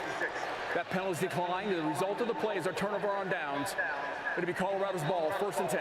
Jesse, are you curious to see the post-game handshake between Dan Lanning and Coach Prime? Yes, I am. I am too. A lot of intensity coming into this one. And Dan Lanning was very complimentary and respectful to Coach Prime coming in. He says you have to be a fool not to recognize the results that Coach Prime has created on a team that did not have success before. So Colorado takes over on the turnover on downs. Hankerson able to give them some breathing room. You haven't seen that all day. You really haven't seen that too much this season, is Colorado being able to just run the football between the tackles. And it's not like they've got to go off for 200 yards a game on the ground, but you've got to do things to slow down the opposing pass rush. 2nd and 3. Hankerson goes ahead again, hard running on 2 straight runs as he gets the 1st down. Jackson with the tackle. You do get the feeling, though, Joe, that I think Colorado players kind of got the message at halftime that these coaches are watching and they want to see the effort and they want to see how they compete. We've seen a couple of examples of that here in the 2nd half from the Buffaloes. Here's Shador. Hankerson picks up the rush. Shador's going to tuck and run and scoot out of bounds, and another flag is down. This looks like it could be holding. It's all the way back at the 11.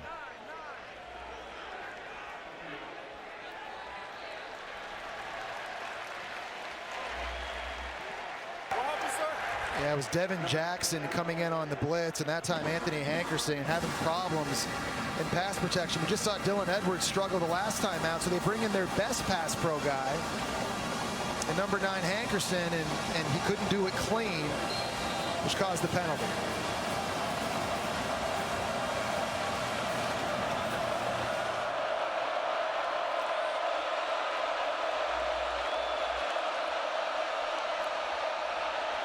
Shador, downfield strike, and that was batted away. The pass defended by Kyrie Jackson.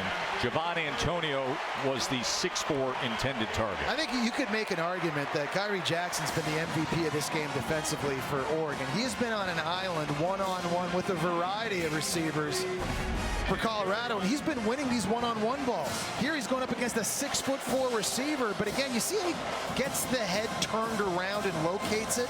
There's a little bit of hand fighting, but referees aren't going to call PI when they see the effort like that from the corner. There's an inside screen to Weaver. That had no chance at all. Popo Amavai had the tackle, the big defensive tackle. They're happy to get Amavai back on the field. Missed last year due to injury. Year before that, he was a first-team all-conference performer. He is athletic, and he's a guy that can collapse the pocket and make life very difficult for opposing quarterbacks. Now Lanning wants more. This crowd wants more. They're still roaring on 3rd downs. Shador on 3rd and 15 gets the strike, and Weaver rewards him with the 1st down. It's a great job settling into his zone, and nice anticipation on the throw by Sanders, getting it to his receiver early here. Hitch, get it out, and when you get it to him quickly, there's more separation between the receiver and the DBs. Hankerson, he's been fed. Stiff arm bounce to the outside before he is ridden down by Jamal Hill. Tell you, when you watch Oregon defensively, I always compare to Georgia's defense in 2021, arguably the best ever. That was coached by Dan Lanning. And one thing that shows up for Oregon is they've got a lot of speed at linebacker. Dudes that can go sideline to sideline. Not a lot of running backs that run away from them. Flag was thrown right near midfield.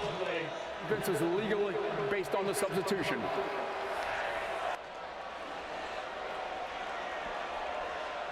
You know what the defense has been able to do statistically? 73 total yards for Colorado.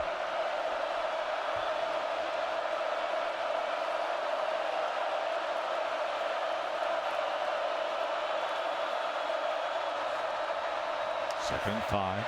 Shador constantly floating back and is able to get the first down.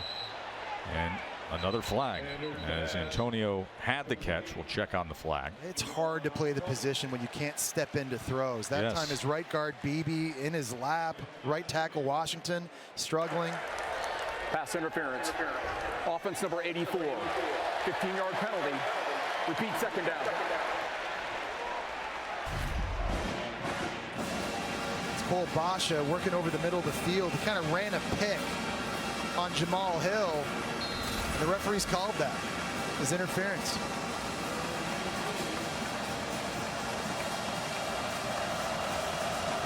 Final seconds here of the 3rd quarter.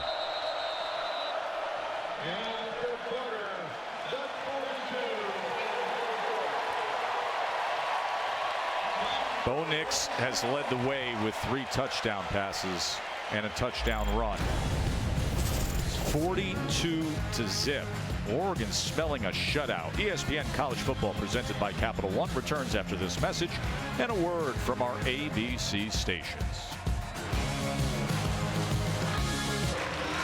Jesse, you remember back in the late 70s, National Lampoon's Animal House became a cultural phenomenon, and the fictional band Otis Day and the Knights were rocking there, and they just played it here, and this place is still rocking. And this was the scene as the Oregon Duck players themselves were shouting to the scoreboard at 42-0. And that is how we start this 4th quarter with Dylan Edwards. Oh, it's a celebration, no doubt. It almost feels like they've won the Pac-12 championship, the way the players are on the field, jumping around, the way the crowd is responding here. You know, we got a stripe out today at Autzen Stadium. What a crowd it's been. 6th largest in Autzen Stadium history. There have been a lot of big games. This one felt really big coming in, but boy, Oregon answered the bell. And something very unique when it comes to the perception and the attention this week. 3rd and 19 as Shador is going to run for it, and he's able to find that seam out to the right and get the first down, because nationally, all the shine, everything was on Colorado. From the 60 Minutes feature to the non-endemic media just lauding Coach Prime. But here in this tiny little bubble of Eugene, they said, I'm sorry, do you not realize who they're playing? Shador tripped up, sacked again. Jordan Birch was probably the closest man to him. That is the 7th sack by Oregon. 7. And it's Casey Rogers who had the fake punt early in the game. He is just walking the center Van Wells right back into the pocket, into Shador Sanders' lap. It's been that kind of day all day. It's really been that kind of season for Shador Sanders so far behind this offensive line. But Oregon starters still out on the field, and they are not letting up. Big Casey Rogers, the 300-pounder who had the fake punt run for 18 yards. Dylan Edwards kept his balance past midfield. But Joe, what you said a moment ago, you're right. Oregon knew a lot of people would be tuning into this because of the Prime effect. They're reminding people, by the way, we won 10 games a year ago. We've got a Heisman Trophy contender at quarterback. False start. Offense number 65. 5-yard penalty. 3rd down. And they're a team that has to be taken seriously. They're very good. And they're a team that has their sights set on reaching the college football playoff. And they felt disrespected coming into this game because they felt they were getting none of the attention publicly. Colorado 11 penalties for 102 yards.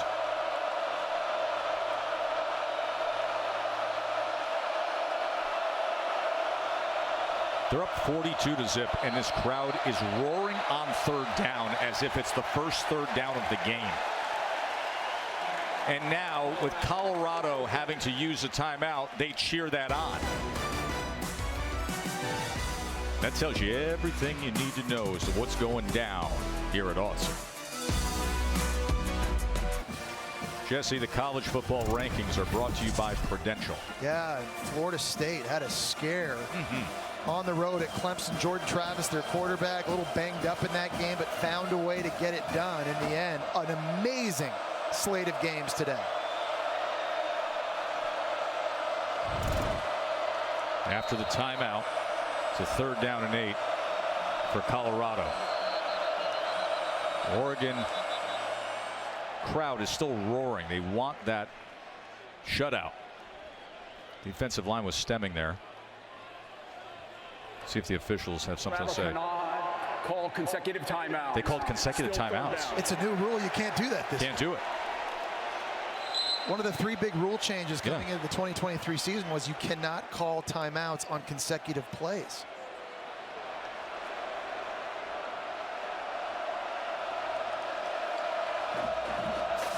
During the same dead ball period, you can't call those timeouts back to back.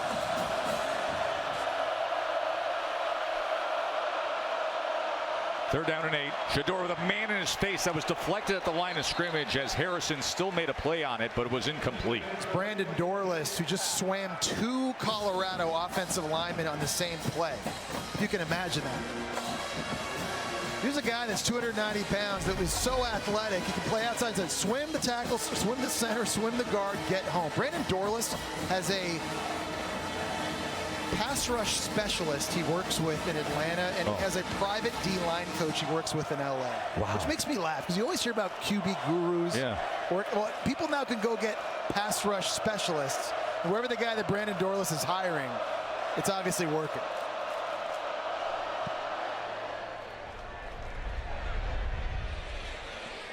Bryant lets it go over his head and takes a good pinup for Colorado. You up for the Aflac trivia question, Jess? Hit me, yeah, let's go. Okay, let's do this. Here's the Aflac trivia question. Obviously, the focus today has been all things Prime. Amazing player back in the day. Drafted 5th overall in 1989 by the Falcons. Who was the #1 draft pick that year when Prime was #5 overall? Who went first? So I'm thinking back to being a kid and having, rookie cards. And that was a pretty good draft class. And I'm going to guess the guy has ties both to the Pac-12 and to the state of Texas. And maybe to our company. And maybe to our company as well. May have one day been a teammate of Deion Sanders. Ty Thompson is in at quarterback. As Jordan James takes it ahead. The Aflac trivia answer. Who was that #1 pick? Well, it's the guy that's going to be analyzing the Eagles and the Bucks on Monday Night Football at 7:15 right here on ABC. Troy Aikman. He was pretty good. Think of some of the other names though in that draft. Fire him off. Remember? Go. You know him. Well, hold on. Let me take out my trusty 1989 draft guide. This is Ty Thompson. Ty Thompson himself was a big, highly touted recruit. Oh, by the way, speaking of Monday Night Football, there are actually 2 Monday night games. We told you what's going on with Eagles and Bucks. That's on ABC and ESPN+. And then Rams-Bengals, 8 o'clock on ESPN. Magic continued for Tampa, and Baker Mayfield finding their leader. He stepped up and played well, but what'll it look like against that Eagles defense? Jalen Hurts, man.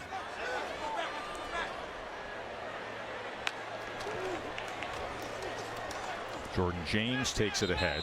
Well, you were asking the 1989 draft. Well, the 1988 Heisman Trophy winner went 3rd overall to Detroit. He was a pretty decent running back out of Oklahoma State. Barry Sanders. That's right. And then the late, great Derek Thomas. Wow. Was coming out of Alabama, went to the Chiefs. Yep. And then a famous cover of Sports Illustrated with a guy that looked like he would make Hulk Hogan look small back in the late 80s. The Packers offensive tackle out of Michigan State. Tony Mandrich. Excellent by you. Excellent. That's bonus Aflac trivia points for you, my friend. Just saying a lot of head coaches and GMs got it right that draft class, outside of Mandrich. Kenyon Sadiq, the true freshman tight end there. Here's another guy that I think you're going to see a lot more of if you're an Oregon fan. Kenyon Sadiq, very, very athletic. Easily their fastest tight end. And a guy that I think as this year goes on can work his way into the lineup more, stretching defenses vertically, and another toy for offensive coordinator Will Stein to get the ball to. They ran him in jet motion. Potential targeting. Or they're going to take a look at targeting here. But Sadiq, they've run him in jet motion, giving the ball like it's Brock Bowers. Well, that's the new thing now in college football. You get really good athletes playing the tight end spot and handing it off to them, jet sweeps, screens. Things that Troy Aikman was never even conceiving back in the day when he was the first pick of the draft. Well, they're looking at targeting here. So targeting again needs to be forcible contact to the head or neck area or forcible contact initiated with the crown of the helmet. making contact with the crown of the helmet, no matter where it is a form of targeting. Let's bring in Matt Austin and hear what Matt has to say, our rules expert. Yeah, it does look like 31 comes in. He definitely lowers his head. It's like kind of a glancing blow with the crown of the helmet. But here's the thing: this rule is to protect 31 as much as it is the player getting hit, because you can have catastrophic injuries if you come in with your head like that. And number 31 is the backup safety for Colorado, Jaden Milner-Jones. So that is what they are reviewing, as he came in with the hit on Kenyon Sadiq.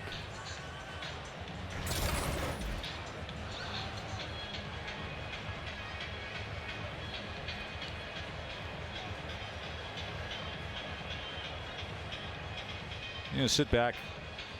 They're going to confirm this. The rule on the field being no targeting is the word we're getting. But you sit back and... After further review, the contact was legal. There is no targeting on the play. First down. As I was going to say, you sit back and you take a big picture look at Colorado, because we all got so granular in the last couple weeks of being in the weeds with each and every thrilling moment, and then all the drama late night, last Saturday night, past midnight. And you got to pull back and think big picture, right? Where this program was, of all the turnover. I mean, this is a team that had a roster overhaul of 69 new scholarship players. If you said 4 games in, you're going to be 3-1, you'd be like, wow, amazing. No doubt. Wow, can you believe that? This is Jaden Lamar, who is the 4th-string running back. Remember, Noah Whittington went out injured in this game. You've seen a lot of Bucky Irving, a lot of Jordan James, and now Jaden Lamar getting playing time. Well, I think for Colorado, obviously a talent standpoint, top to bottom on the roster, after that extreme overhaul, taking over a team that was averaging 15 points a game offensively and giving up 44 a game defensively, that was a tall ask. And they've got some of the pieces to win games, but when you play a team like Oregon, with the talent they have and the depth that they have, the holes really start to show in your roster. False start. Offense number 52.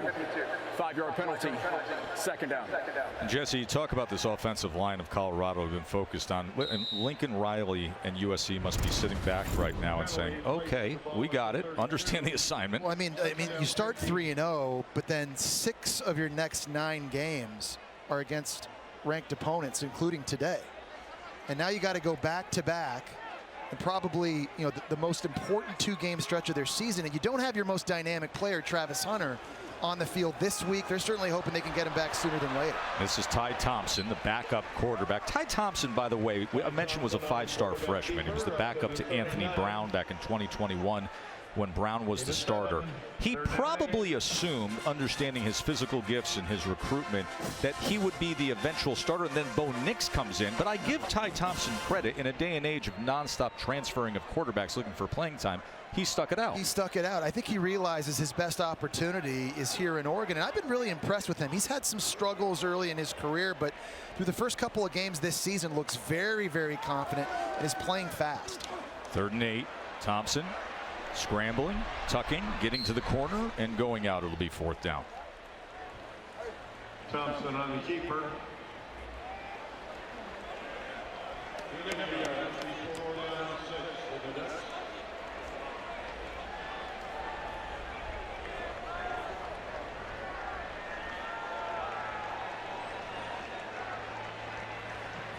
Ross James in punt formation. Going to be an interesting day watching film back tomorrow and the next day for Coach Prime. There's going to be some, I think, real conversations happening in the locker room after this game, on the flight home. You saw practice this week and the intensity. I think that's going to ratchet up even more for Colorado. A little bit of that conversation. Talk about a connection with the other coach as well, with Dan Lanning on the other side. It's Jimmy Horn who decides to return it from inside the 5 and then steps out to 7. But we'll tell you about a certain connection that's very special with Dan Lanning when we return. 42-0 Oregon, as you're watching the Dr. Pepper Championship Drive Game of the Week. For 10 years, ESPN has supported the College Football Playoff Foundation, bringing the college football community together during Extra Yard for Teachers Week to celebrate and honor great teachers. Since its inception, the CFP Foundation has recognized over 500,000 educators. For more, follow CFP Extra Yard. And long before Dan Lanning climbed the college football coaching ranks, he was a PE teacher at Union Chapel Elementary in Kansas City with Jeannie Henning, who taught kindergarten. Henning is there in the stands this afternoon to support Coach Lanning. She said she always admired how spirited and passionate Lanning was teaching his students, and boy, have we seen that passion today. She's loved following his coaching career. She's attended a game when Lanning was at Georgia, and now she's made her way out to Eugene, Tess. Isn't that so great? They invited her to be out here for this.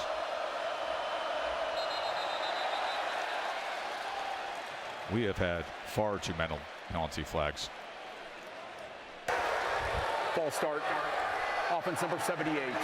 The penalties enforced half the distance to the goal. Still first down. Aerial coverage today is brought to you by Goodyear, celebrating the challenge of road games everywhere. Are you ready for the road? Goodyear, more driven. A unique scene as fans start to leave Autzen Stadium. McCaskill is driven back. Joe, to put it into perspective, for the kind of day it's been for Colorado, they almost have as many penalty yards as they have total yards on offense. 105 penalty yards, 109 total yards. 105 penalty yards Colorado has been assessed. 109 total yards. We're watching all these people leave over the Willamette River, and still you look around this stadium, so many people, though, are still here. 2nd and 12 as Antonio takes it for a first down. And that's what the big body can give you at 225 pounds. You just saw Alton McCaskill at running back a few plays ago, too, the transfer from Houston. They need some more bodies, as you just mentioned, Joe, to step up and make plays. And they think that McCaskill at running back and Antonio at receiver can sort of correspond with Horn and Weaver to be more dynamic for Sean Lewis. Quickly out to Tavarish Dawson. Dawson had a huge play on that dramatic 98-yard game-time touchdown drive last week, and an 18-yard catch for a critical first down. Shador on 2nd down, trying to play to the wire and get something out of it. Deep shot, and that ball is incomplete. Looked like Jimmy Horn had it right in his pocket, but then unable to secure it as it popped out right at the end. Well, Jimmy Horn's in the middle of the field. He's splitting 2 defenders. It's the safety Stevens who's there trying to break it up, who's just able to get his hands in to make it a no catch. Great individual effort. 3rd and 5. Oregon seeking the shutout. Crowd wanting that goose egg next to Colorado's name. So they're still roaring on 3rd downs, even though the game's been out of control, got sideways early. Shador, he's going to launch it again. Well overthrown, and another flag comes in. It's going to be holding on Dante Manning. He just grabbed the shoulder pad of Weaver down the boundary. Holding. Defense number 8. 10-yard penalty. Automatic first down.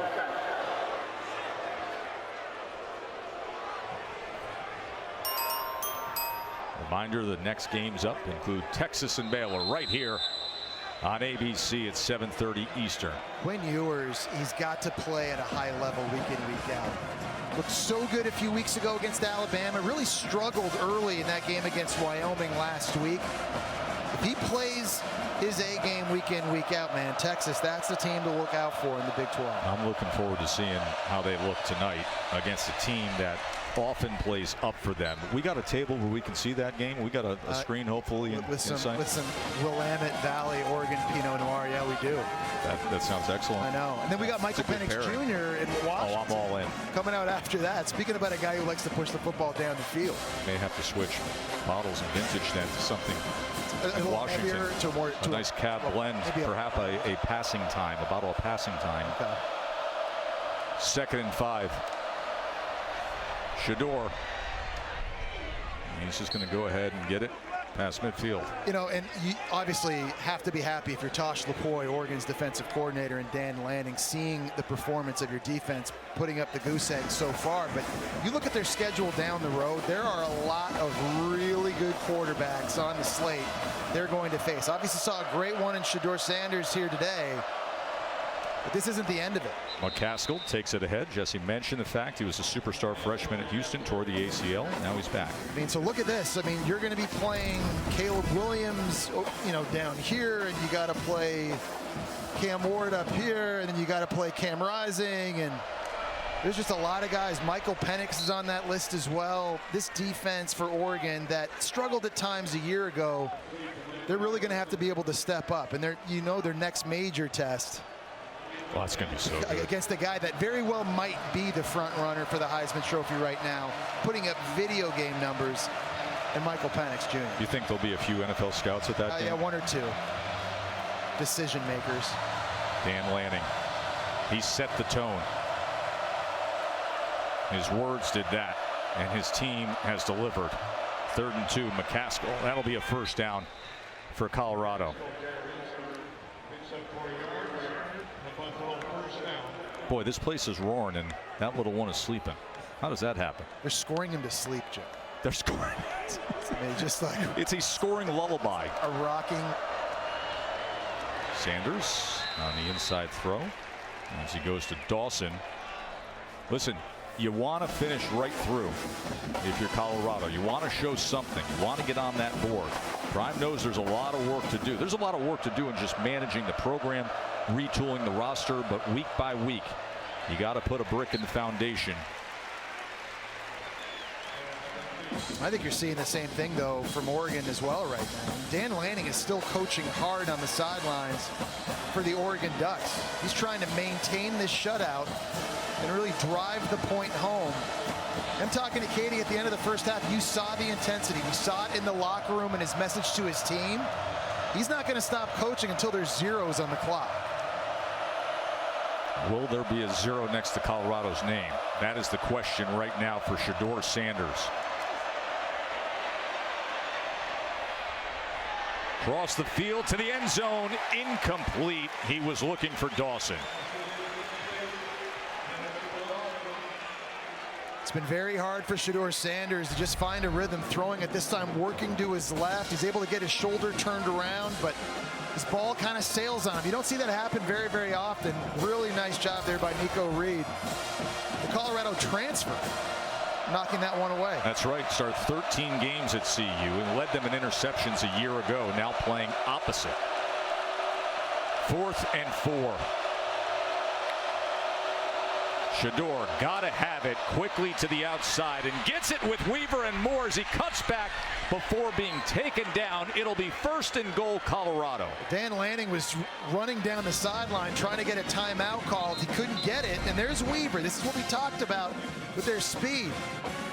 You see here he's on the sideline. He's trying to get a call in. He's not going to get it. Timeout. No, it's too late. Weaver's already got the first. And I'm sure there are people who are saying, what is going on with the level of intensity being played when this game is 42-0?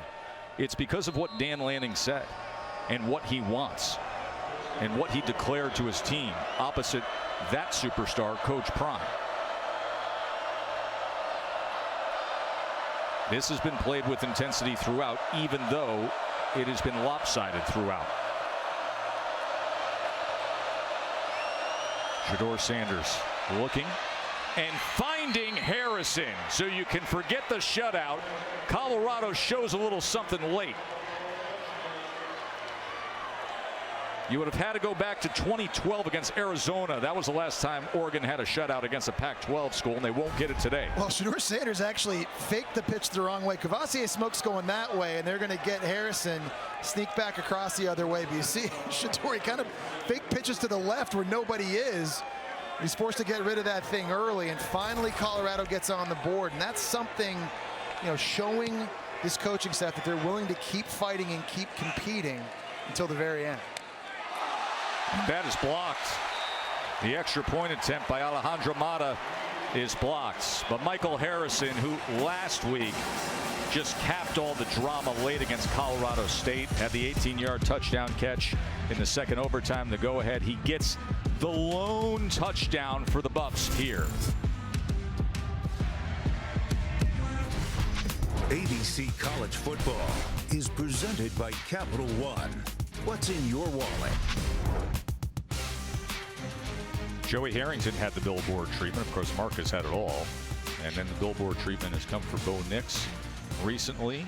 And today, Bodacious has gone for 3 touchdowns passing, another one rushing, and he's been out of the game with this blowout of a score.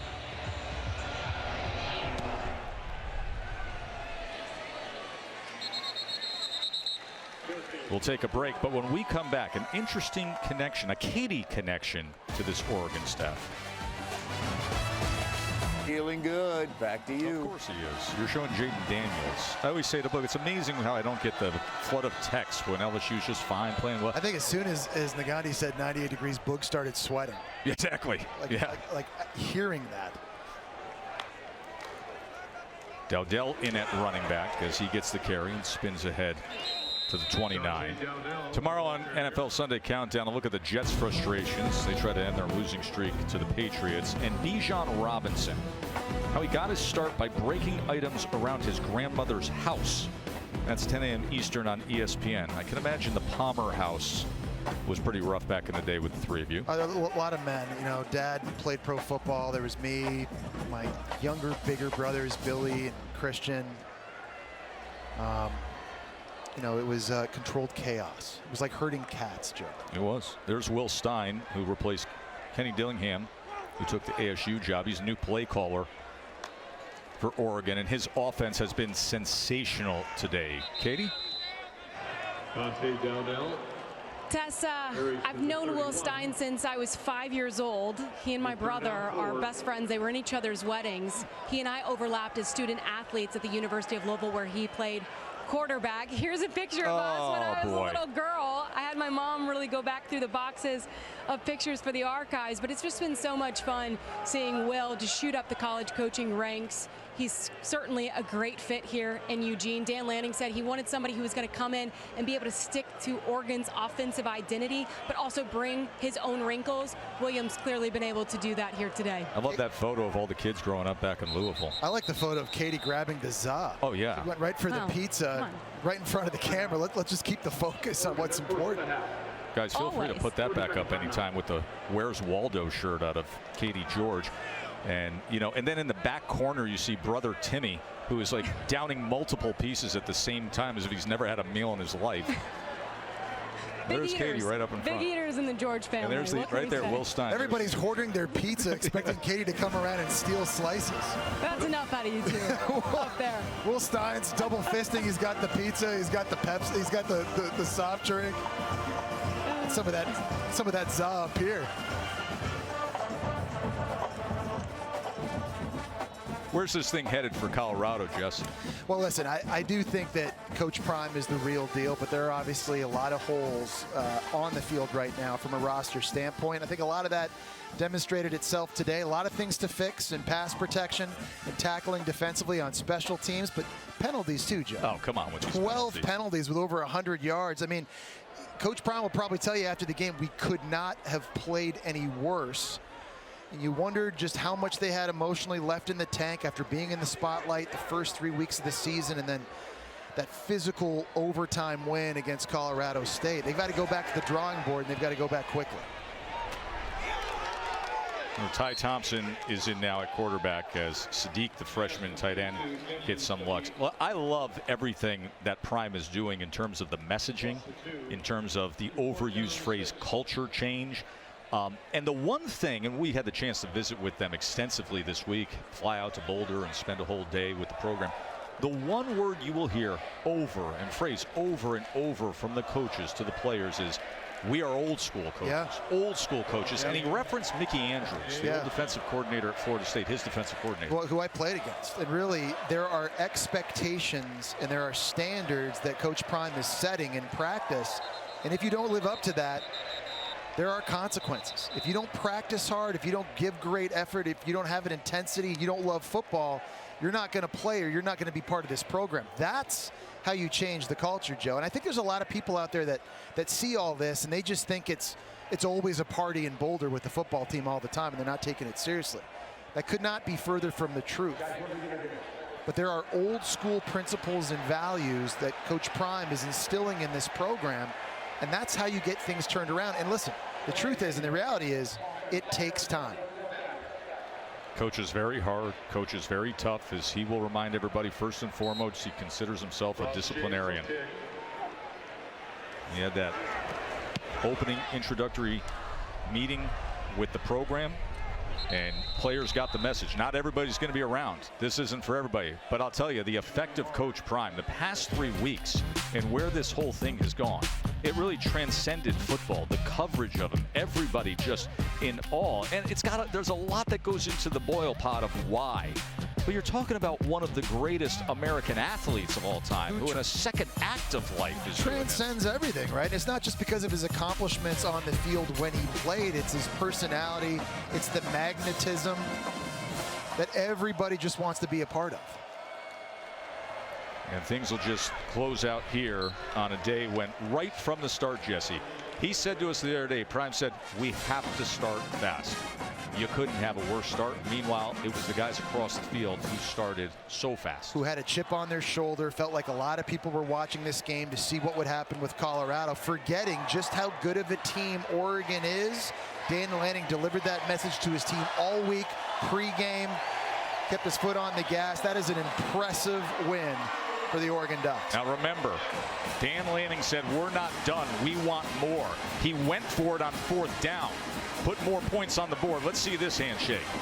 And that's exactly what you expect from those two great competitors. They understand what it's about.